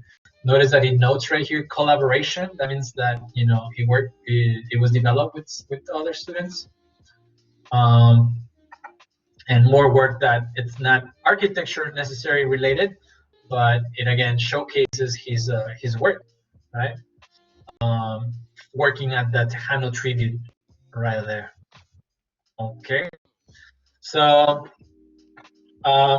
you know, just a little example right there that it can be done, right? It's been done, and with great results. With great results, guys. Okay, so I've done my best, guys. I've done my best, guys, to provide you guys with all of this for you guys, this content. I think it's a good place to you know, just pause for right now. I think this should be enough for you guys to create yours, right? Create yours. Don't think about it too much. Just work, right?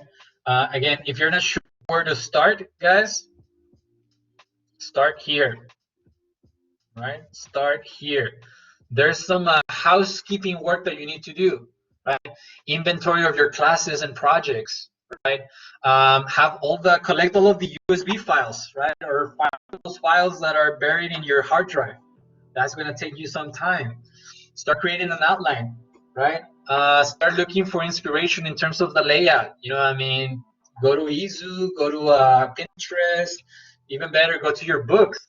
I know for my graphics and media class, what do I ask you guys to do before you even start your project? You guys remember?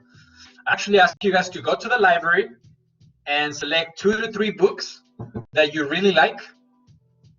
And it's not about the content, it's about how it's designed, how the book is designed, right? So I ask you guys to do your research first. So we should do the same here, okay? So is this helpful, guys? Is there anything that I'm missing? Anything that perhaps I didn't cover? Anything that you were expecting to see and it's not here? Let me go back to some of the questions that you guys had.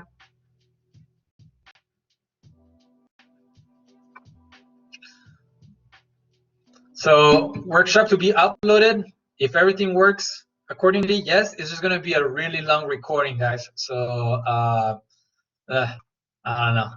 I need to condense this into a smaller version, but everything is on time. Is there a color scheme I need to follow? No. Do we add long narratives to describe the project? No, keep it short. Can we follow a professional layout? I don't know what a professional layout means, but as long as it's yours, yes.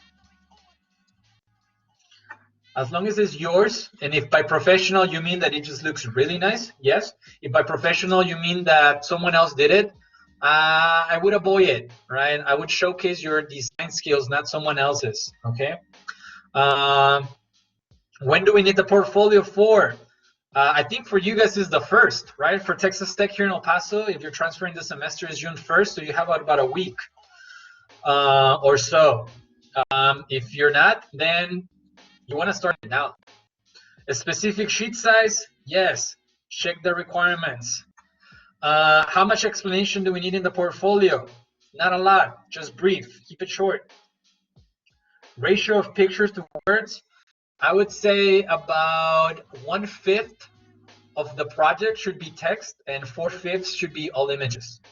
I'm not talking about the page, I'm talking about the content of the word. Well, yeah, kinda, you know what I mean? Again, you only need a short description and then just short descriptions for all of the images, not a whole paragraph or anything.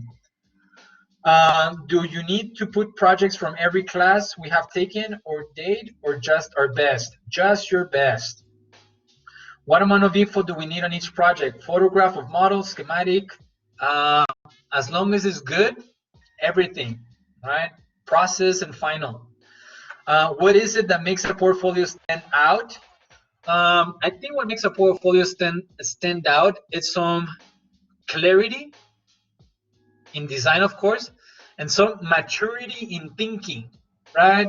Are you challenging, or are you, are you challenging my thinking skills, right? I mean, you have to understand that people are going to look at dozens of resumes and dozens of portfolios, right? So give me something that is memorable, and I think that's going to stand out. So what makes it stand out? Details, right? Details. How do we divide the board? Logically, right? How do you divide it? Logically and with a system, right?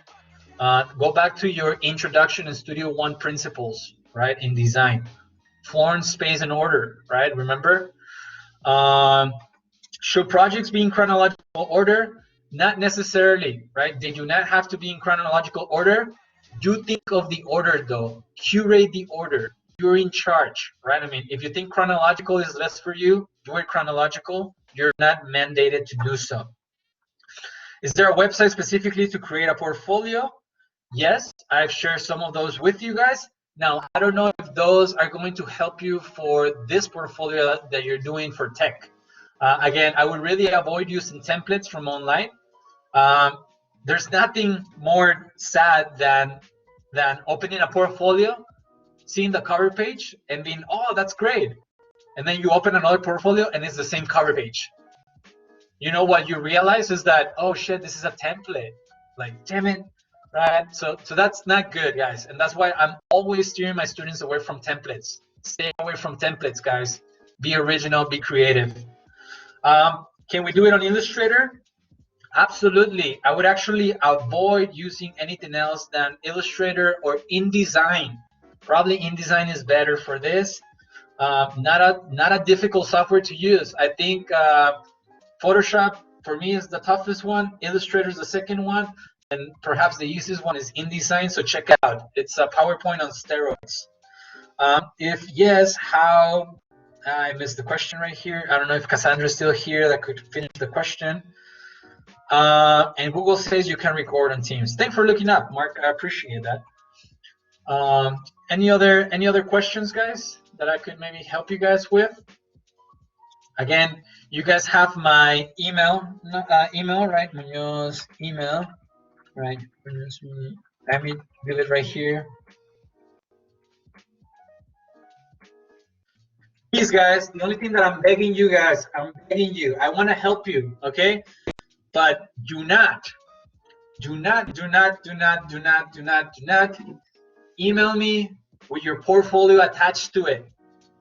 Let's be a little bit smarter about this and send me either a shared cloud link or something else, a Dropbox link, a OneDrive link. Don't send me an email that it's 100 megabytes big. That's just going to make me a little frustrated. I'm kidding. No, it's actually going to saturate my inbox, and probably it's not even going to go through, and it's just going to take a while. Yeah. So anyway, guys, that's all I have for you guys. Stick around if you have any questions, if you want to talk. It's been a long session, guys. I appreciate you being here. I appreciate you guys caring about this enough that, whether it was 20 minutes that you were here or the full 4 hours, it says a lot about you guys, okay? Let me know if I can help you guys. Other than that, enjoy it, right? Enjoy it. No question? All right, my pleasure, guys. Enjoy it, okay? Have fun with this. It's another design exercise. All right, guys? All right. You're welcome, Alfonso. Have a good evening. You're welcome. Bye, Narda. Good seeing you. You're welcome, Cassandra. You're welcome. My pleasure. Bye, Jiwon. You're welcome. All right, Julia. Yes, thank you, Julia. Good job, Julia. What do you think? Oh, let me stop it.